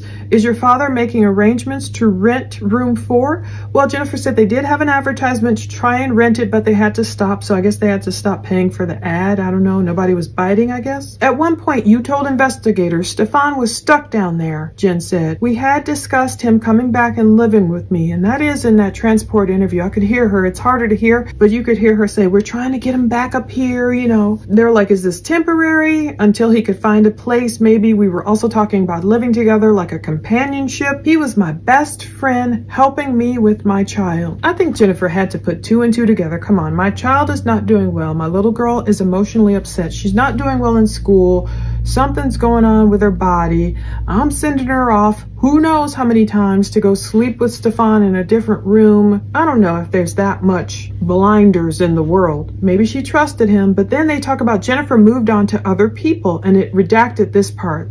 I think they're talking about how her sex drive was lowered due to her meds. You know, she hadn't had sex with Stefan, but it must have been more than just, you know, her libido being lowered from her medications, because she had moved on to other people, but apparently still gave Stefan access to Maddie to fulfill his sick needs. Where has she moved on to other people? Was she dating other guys at their place, or did she bring other guys to the home? Did Stefan bring anyone to the home? They didn't get into that, but I wonder. She had moved on to other people, but she was still talking with Stefan about potentially cohabitating with him. Jennifer says possibly yes. So I understand relationships, they can be hard to break off. Maybe she really did still love him. Her mom said she didn't want to be alone. Maybe she knew Stefan was no good. For old time's sake, she kept having him around. I don't know.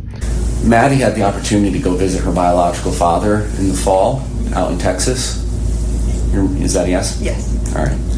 Do you remember texting the biological father, hope nobody touches Maddie or tries shit or films her under the bathroom? You remember sending that text? No.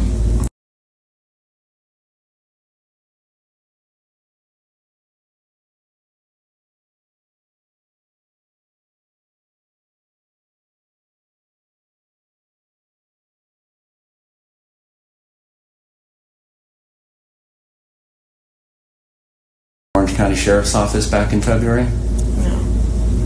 Because that seems like a very oddly specific thing to text the father. So you didn't know anything about what was going on filming underneath bathroom doors? No idea. I don't know why I would have texted that. Okay. June 16th of last year, about 9:30 p.m. Oh, actually, I can't actually think back to that. Okay. What?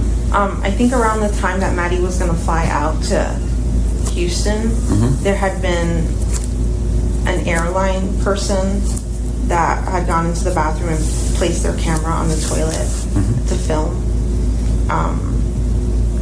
And I remember thinking, I don't want Maddie, I'm afraid of Maddie being alone on a plane, because what if an attendant does that to her, says, hold on, let me fix something in the bathroom. and in reality they're setting up a camera, because this did happen to a girl. Okay. So I want to say it may have been concerns over that. Okay. Now, June 16th of last year at 9:30 p.m. and 27 seconds, you texted Stefan this: "Maddie's no longer sleeping with me. I can't risk it." What does that mean?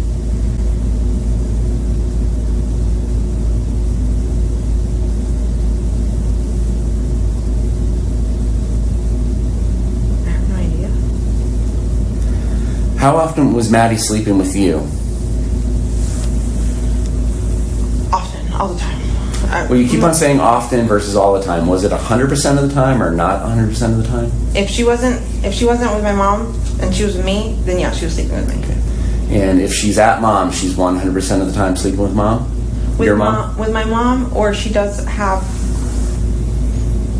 her own room, I guess. Like there's another spare room she could use, but for the most part, she prefers to sleep with my mom.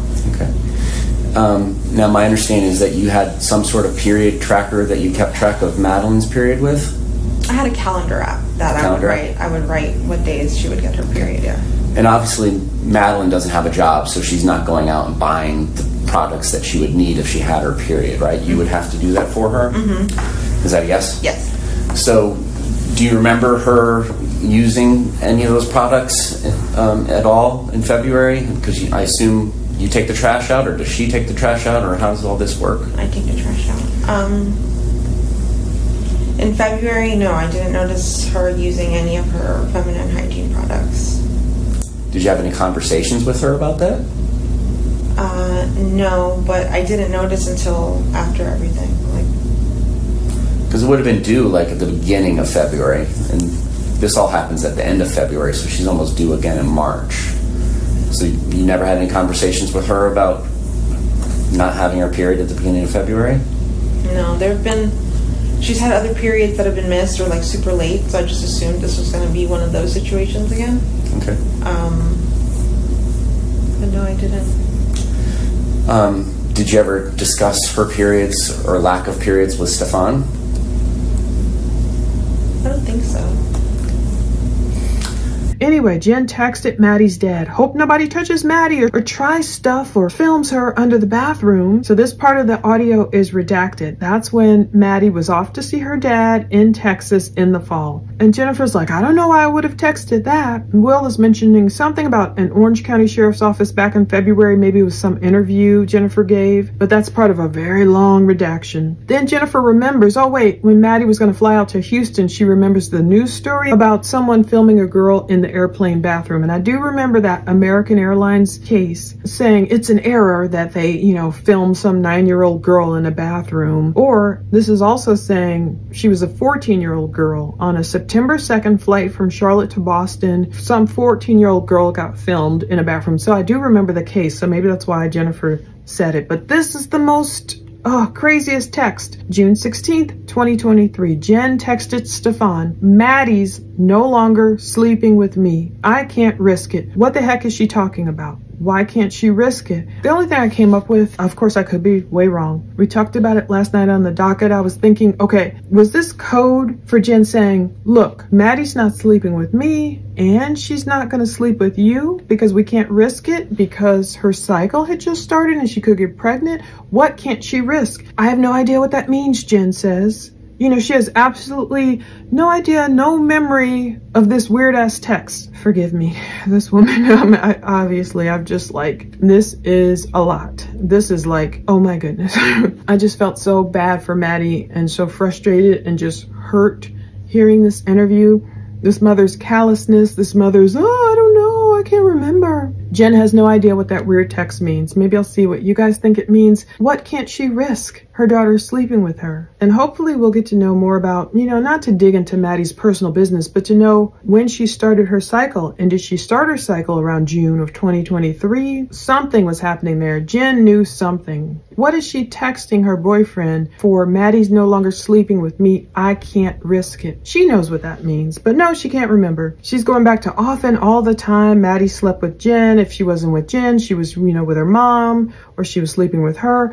Jen does keep track track of Maddie's period with a calendar, and Jen buys the feminine products. She takes out the trash. He doesn't even take out the trash. Ugh. This is important. It's not weird to me. Mothers do track their daughters' cycles. Maybe not, track them ourselves, but the daughters we might teach our daughters, oh, this is how you track it, or use the app or whatever, because if we're the ones buying the tampons, of course we need to know, when do you have to stock up? In February, Jen says, no, I didn't notice her using any of her feminine hygiene products, but there was no conversations with Maddie about her not having her period at the start of February. So I think this is why they're really like, look, when did Stearns come back up here? He was up there in Christmas. Did he do anything? You read between the lines. Did he impregnate Maddie on Christmas around that time? We have to look back at the assault dates that they have evidence of. Did he do anything then? Was she missing her period at the start of February? And of course, I know periods can be all over the place when you first start. So maybe it has nothing to do with pregnancy. I'm just speculating, because Jennifer didn't notice any of that until after this happened. She said, she won't say the death, the murder. She's trying to say there was no conversations with Maddie about her not having her period. Will said, look, this was going to go on in the beginning of February. This was going on, so she would have been due again in March. Jennifer did say she's had other periods that have been missed, so I assumed this was just going to be one of those, Jennifer says. But Jennifer just said she didn't notice Maddie's missed period until after all this has happened. She's trying to say, like, I didn't know Maddie had even missed a period until after the murder, and, maybe, I don't know if she's saying after I looked through all the supplies and noticed she hadn't been using the supplies. She's saying she didn't notice that until after the murder. So how could she have assumed it was going to be a missed period? Jennifer's not making sense. She's trying to say, oh yeah, I knew about Maddie's missed period. I didn't know about it till after the murder, but then on the other hand, she's saying she knew about it in February, but she assumed it was going to be one of those missed periods because her periods are all over the place. She doesn't make sense. She's contradicting herself all in that same paragraph. But anyway, Jennifer doesn't think she talked about any of this cycle, stuff, this period stuff with Stefan. I don't think so. She says quietly, but we do remember in Stefan's interview, in one of those interviews, he's talking about Maddie, and they do redact it, but I did catch it when he was saying Maddie, it's taken out and then it goes, started her period. You could hear him say that. And he starts talking about Jennifer and or Maddie's PMS and them going at each other and stuff, raging PMS. So obviously someone talked with Stefan about Maddie's period. It's just a bunch of lies. It's my understanding that Maddie had to take Miralax. I'm familiar with that myself because of my daughter when she was little. So she had constipation issues? Yeah. Would it ever cause her discomfort, physical pain, bleeding? Yes. And how are you aware of that? She would tell me. There have been moments. So we've gone to doctor's appointments. They've run a lot of tests on her. They told me why her body is doing what it's doing. But she's shown me if there was blood, or if she's in the bathroom and she just can't go, like it's stuck. She showed me that too. So did she ever specifically seek treatment for tears or bleeding or anything due to her bowel movements? No, I don't think so. Tears or anything like that, no. I don't think there was ever a tear. But Maddie did have constipation issues. That's why she took Miralax. It did cause her physical pain, bleeding, all that. She would tell me, Jen says, there's been moments. We've gone to doctor's appointments. They tell me why her body's doing what it's doing. She's shown me if there's blood, if she can't go, if it's stuck. Jennifer says that with a little laugh, like, Maddie's shown me that too, like if she's constipated. But Will is like, look, has there been treatment for tears or bleeding due to her bowel movements? No, I don't think so. I don't think there was ever a tear, Jen says. Like, we know what they're getting at. Stearns had this anal sex kink, and like, it's just too much. It's too much to think about for a young person going through that and what effect it had upon Maddie. But Jennifer's kind of downplaying it all, like, oh no, I don't really know about constipation, or she's shown me some stuff, but she's skirting the line to like say she didn't know too much. On February 26th, the whole purpose of Stefan coming and taking Madeline to school was so that you could get some sleep. You had missed your medication Saturday night, so on and so forth, right? Yes. Is there any particular reason Stefan couldn't have driven your car to take Madeline to school and therefore not embarrass her and he could just drop her off normally? Yes, but Because he's not on my car insurance, I was very nervous to let him drive my car. You did let him drive your car after this occurred, though, right? Yes, but he was very insistent because he wanted to go look for Maddie, and he had a spare on his car because he had a flat, so he couldn't drive his car. So he just really wanted to go out. So I just let him, but I wasn't comfortable with it. Okay. Now they're saying, is there any reason Stefan couldn't drive Jen's car to take Maddie to school so Maddie wouldn't be embarrassed? That's a beautiful question. But it sounds like Jennifer's saying, no, he wasn't on my car insurance. But she did let Stefan drive her car after Maddie went missing, Will noted. And Stefan was insistent, Jennifer said, because he had a spare on his car and he really wanted to go out and look for Maddie. Jen wasn't comfortable with it, but she let him. Now this contradicts again what she told police before she noticed Stefan had even taken her car. So it's not like she gave him permission like she's trying to make it seem. She only noticed Stefan had driven her car Wednesday morning or sometime, Tuesday night into Wednesday morning because her seat was adjusted. She's like, oh, did you drive my car last night? It was Wednesday, February 28th before he was arrested. Did you drive my car last night? Yeah. He's like, yeah, remember I told you I was going to go out and look for Maddie. So she was making it seem back then she only knew he had driven her car because the seat was adjusted. Now she's trying to make it seem like he was insistent she gave him permission beforehand. Which is it? She's not clear. Did he get permission to use her car beforehand, or did he just take her car and she noticed later? During your previous interviews, and you did it once today, you kind of interchanged I, we, or Stefan dropping Madeline off at school. Did you see Madeline at all on February 26th of 2024, that Monday? No. Do you know anything about how she died? No. Did Stefan tell you anything about how she died? No. Did Stefan tell you about his plans to go back down to Northport in your car that Wednesday morning?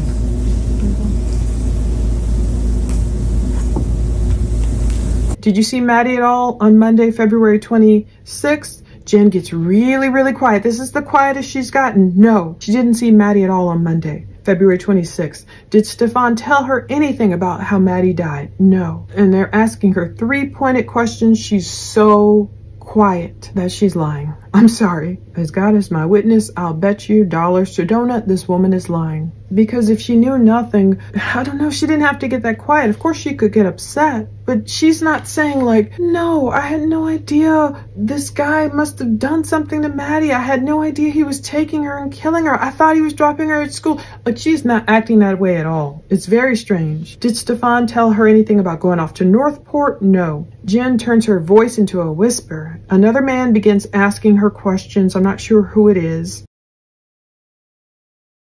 Got any questions, Mark? I'm getting close. I'm going to jump through because I was making notes as we were going on. So how frequently did Stefan come up here after he moved back to Northport? I'm going to say... How many times total do you think he came back here? 2 to 3 times. Do you remember if those were around specific dates? One was like the week of Christmas.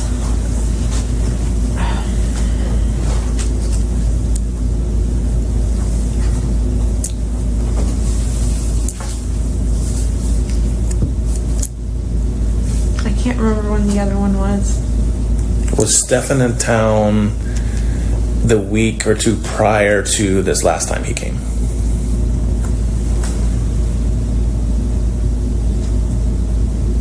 I don't remember. It's possible, but I don't remember. Everything is becoming a blur. Do you remember sending him a text message asking if he can babysit Maddie while you go have lunch with your friend? This was a few weeks before.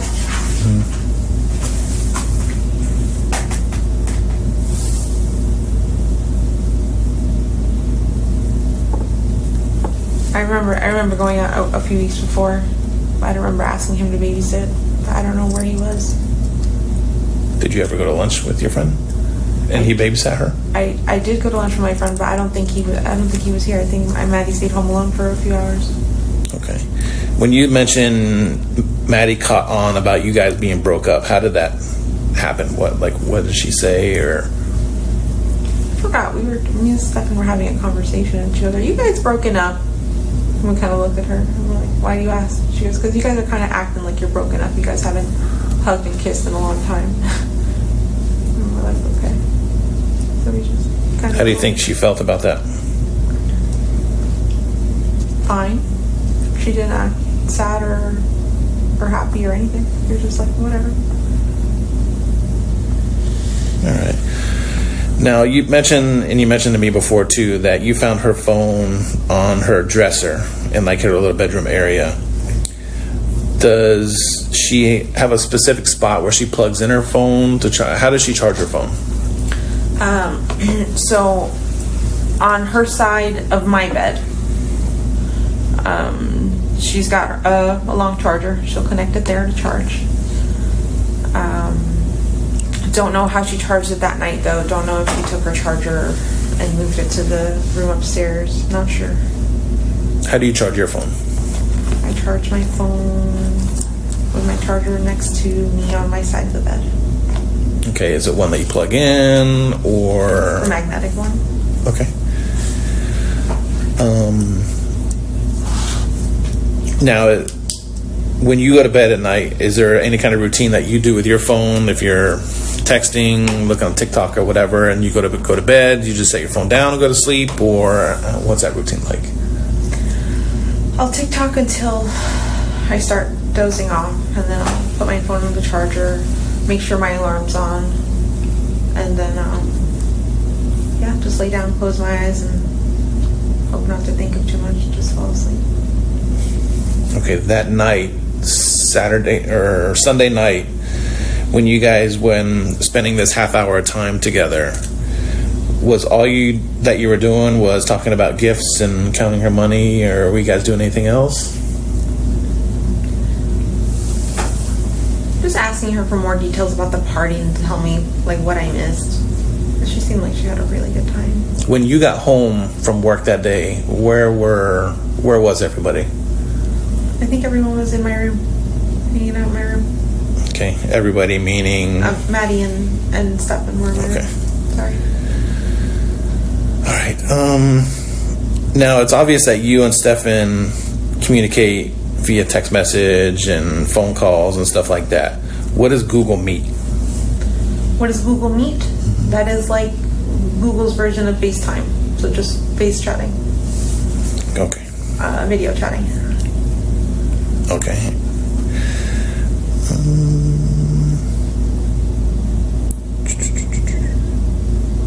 When her birthday party was planned, was this planned before you got your job or after?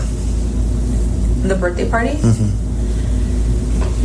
I think it was planned before, because once I saw my schedule and I saw that it was during a training day, and I wasn't going to call out. I considered rescheduling the party, but my family was insistent to just keep it that day. And I said, okay.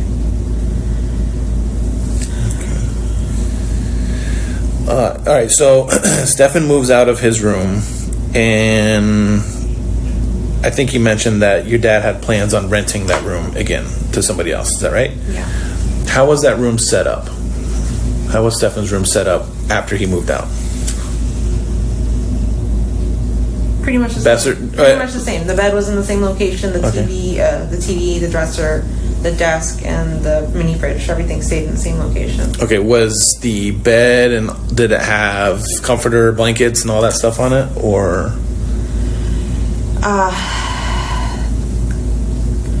When he moved out, everything was empty. There was a mattress protector cover on it. Mm-hmm. But I had clean sheets and clean blankets to put on, like they're available. So where were they available? In the closet. Okay. And I did. Yeah. I let him know they were there. Do you know if he made the bed? I don't know, but I'm going to assume he. I don't know. What did the blankets look like that would be used to make that bed? They would be white cotton linen sheets they're white, but they're white stripes, different shades of white. So white stripes going down it, That was a fitted cover, then a sheet, and then the pillowcases. And should have been like a warm blanket in the closet somewhere. The same color, white or maybe gray. Okay. When you say there's pillowcases, how many pillows were on the bed?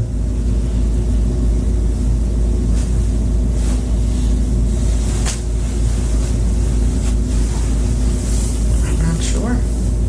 I know that we had taken things out of that room before. I don't know if we used those pillows. I'm not sure what pillows were up there. Okay, did you ever go into the room after you discovered that she was missing? Did you go upstairs to that bedroom? No.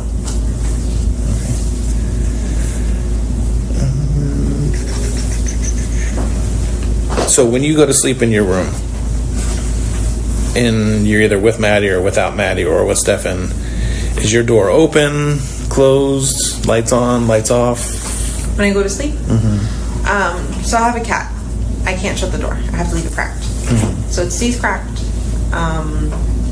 with a door stopper behind it, so it doesn't open all the way, because my cat will just knock it over. Yeah, but we sleep with the door cracked. Okay, lights on, lights off? Lights off, with a YouTube video playing in the background, playing rain sounds. Okay, would the screen be illuminated, or is it something where a screen, like a phone, where the screen goes black and it still plays? It goes black, yeah, and it still plays.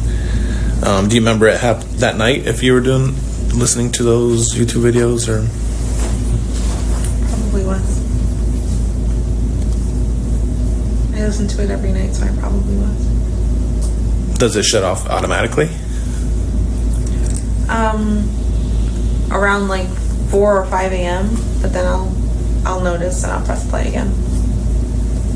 Okay. Is it fair to say that you're easily woken up, or no? By sounds like that, or?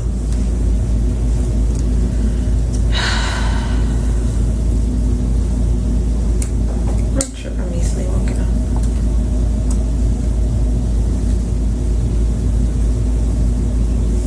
I don't know. Okay. Now, the purpose of you telling or having Maddie sleep with Stefan upstairs is because you told me before that you needed a good night's sleep. Yeah. If you needed this kind of sleep previously to when Stefan wasn't there, what would happen? You mean if Stefan wasn't there and I needed this good night's sleep? It depends. If I had missed my meds the way I missed them that night, and I wasn't feeling, or I was feeling just how I was feeling, I'm not sure if I would have had her sleep, have her sleep with me on the other side of the bed, or if I would have sent her upstairs to the guest room. But she sleeps like a monkey. She rolls. She'll start at one end of the bed and end up on top of me by the end of the night. And she's a gymnast, I guess. But have you ever sent her upstairs to sleep? No, not for any of these reasons. Have you ever sent her upstairs to sleep by herself? Alone? No. Okay. I'm gonna need to wrap this up. Okay, one more question. Does anybody use your phone other than you? No, except for the day that we were sitting in front of my house and forensics was in the house. That was the only time I've ever let anyone use my phone, and that was Stefan. Stefan had my phone. What about, do you wear an Apple Watch? Yes. Does it track any of your movements or anything like that you know of? Do you sleep with your watch on? No, I hardly ever put it on, honestly. Okay. All right. I don't have anything else. Do you have anything real quick, Danielle? No. Do you have anything that you think we should know, Matthews? Unfortunately, no. Okay. Good down there? Yeah, I'm good. All right, it's 10:06 a.m. We will conclude this investigative subpoena interview with you, Ms. Soto. Thank you. I'm sorry. He's asking about Stefan's trips to Northport, how frequently. Stefan came back up to Kissimmee 2 to 3 times. One was like the week of Christmas. She doesn't remember when the other ones were. Was Stefan in town the week or two prior to this last time? I don't remember. Jen says it's possible. Everything's becoming a blur. Do you remember sending him a text message asking if he could babysit Maddie? Why does she need babysitting? While you go have lunch with your friend. A 13-year-old can stay in a townhome for a few hours by themselves. I mean, I did go to lunch with my friend. I think Maddie stayed home alone for a few hours. So all this is like a blur. She's asking him to babysit her 13-year-old daughter while she was probably still 12 then, but still, a 12-year-old can stay in a townhome while her mom goes to lunch. So Jennifer remembers the lunch, but she doesn't remember all these text messages, and I hope they give us all the text messages they were able to recover. How did Maddie catch on they were broken up? Well, she said me and Stefan were having a conversation, and Maddie just asked, are you guys broken up? You guys haven't hugged or kissed in a long time. And I'm like, okay, Jen says quietly. They want to know how Maddie took the news. I'm sure she was probably jumping for joy, but it's like they'd broken up so long ago, but she's still letting Stefan sleep right there in her bed and still exposing Maddie to him and accepting him back even after he's moved, you know, to his parents' house. According to Jen, Maddie didn't act sad or happy. She was just like, whatever. Jen says about Maddie learning of their breakup. She probably wasn't like whatever. We know Maddie started doing better in school. Things started improving after Stefan was gone. So Maddie was probably jumping for joy. But they start asking her, you know, how did Jen charge her phone? How did Maddie charge her phone? Maddie had a long charger for her phone. I don't know how she charged it that night though, she said. Jen has a magnetic charger for her own phone. She's going into her routine. She'll TikTok until she starts dozing. She'll lay down and close her eyes, hope not to think of too much as part of her bedtime routine. So Sunday night, they were just counting money. Jen said she was just asking more and more details about the party, whatever she missed. Everyone was hanging out in Jen's room. Jen kept saying she was so happy, like you can catch it real low beneath her breath. You know, Maddie was so happy. That, you know, birthday party after then, she was so happy. So she's explaining what Google Meet is. Google Meet is like Google's version of FaceTime video chatting. Maddie's birthday party was planned before Jen got her job. It was during a training day. She wasn't going to call out. Jennifer said it's a new job. She considered rescheduling the party, but her family was insistent. So she said, okay, you know. How was Stefan's room set up after he moved out? These are important questions. Pretty much the same. The bed, the mini fridge, everything was in the same location. When he moved out, everything was empty. There was some kind of mattress protector cover, but she had clean sheets up there available in the closet to put on.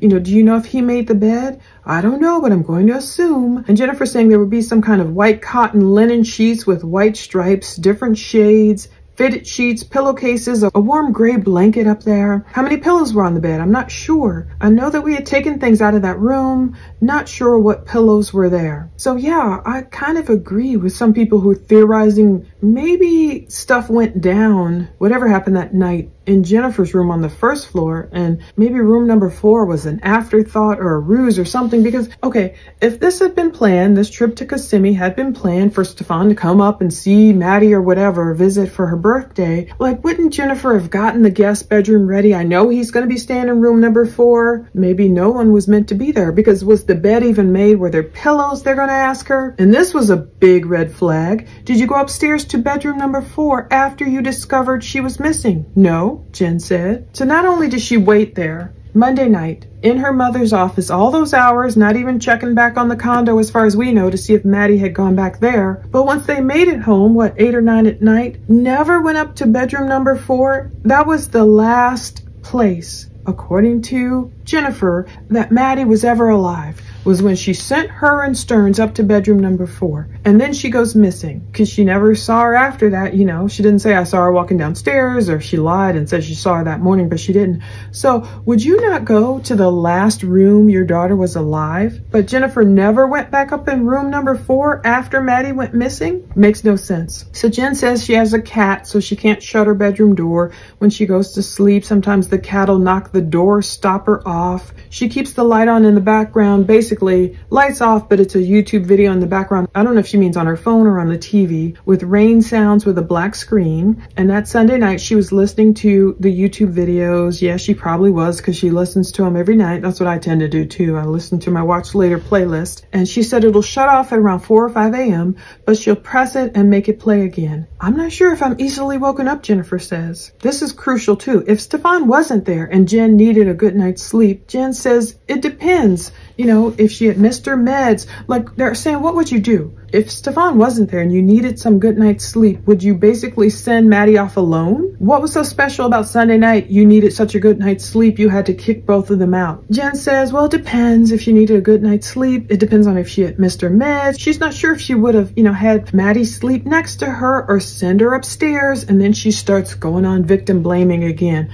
Distracting. Oh, Maddie sleeps like a monkey. She's a gymnast, I guess. Like she rolls all over me. Just like she said in that other interview. And the cop had to almost check her like, well, yeah, they want to be near us no matter how old they get. Almost like, Jen, stop blaming your daughter's wild sleeping habits on her. She probably just wanted to be next to you. This mother, Lord help us. Have you ever sent her upstairs to sleep? No. Not for any of these reasons, she said. No, not for any of these reasons. And basically he says, have you ever sent her upstairs to sleep? Alone? No. That was it. Jennifer's lawyer was like, let's wrap this up. And I see why he said that, because it was getting into this deep territory where Jen was about to, I know she can't incriminate herself, but oh boy. So does anyone use Jennifer's phone except her? No, except for the day when forensics was at the house. They had Stefan's phone. Stefan used her phone. Remember, he was trying to get on Google and delete all the stuff. Thankfully, he couldn't. But Jen says she hardly ever puts her Apple Watch on when she sleeps. Now, the interview ended there at 10:06 a.m. and you can hear someone say, I'm sorry. And I think they were giving her condolences. But oh boy. Acts 2:38. And Peter said to them, repent, change your old way of thinking, turn from your sinful ways, accept and follow Jesus as the Messiah, and be baptized, each of you, in the name of Jesus Christ because of the forgiveness of your sins, and you will receive the gift of the Holy Spirit. Oh, thank you for going through all of that with me. Thank God we got through it all without crying. Last night I was exhausted and I needed to listen to it. I needed to pick it up, and I'll try and boost it as much as I can so you can hear her. It's so infuriating. I want to see the rest of her interviews. I want to see more.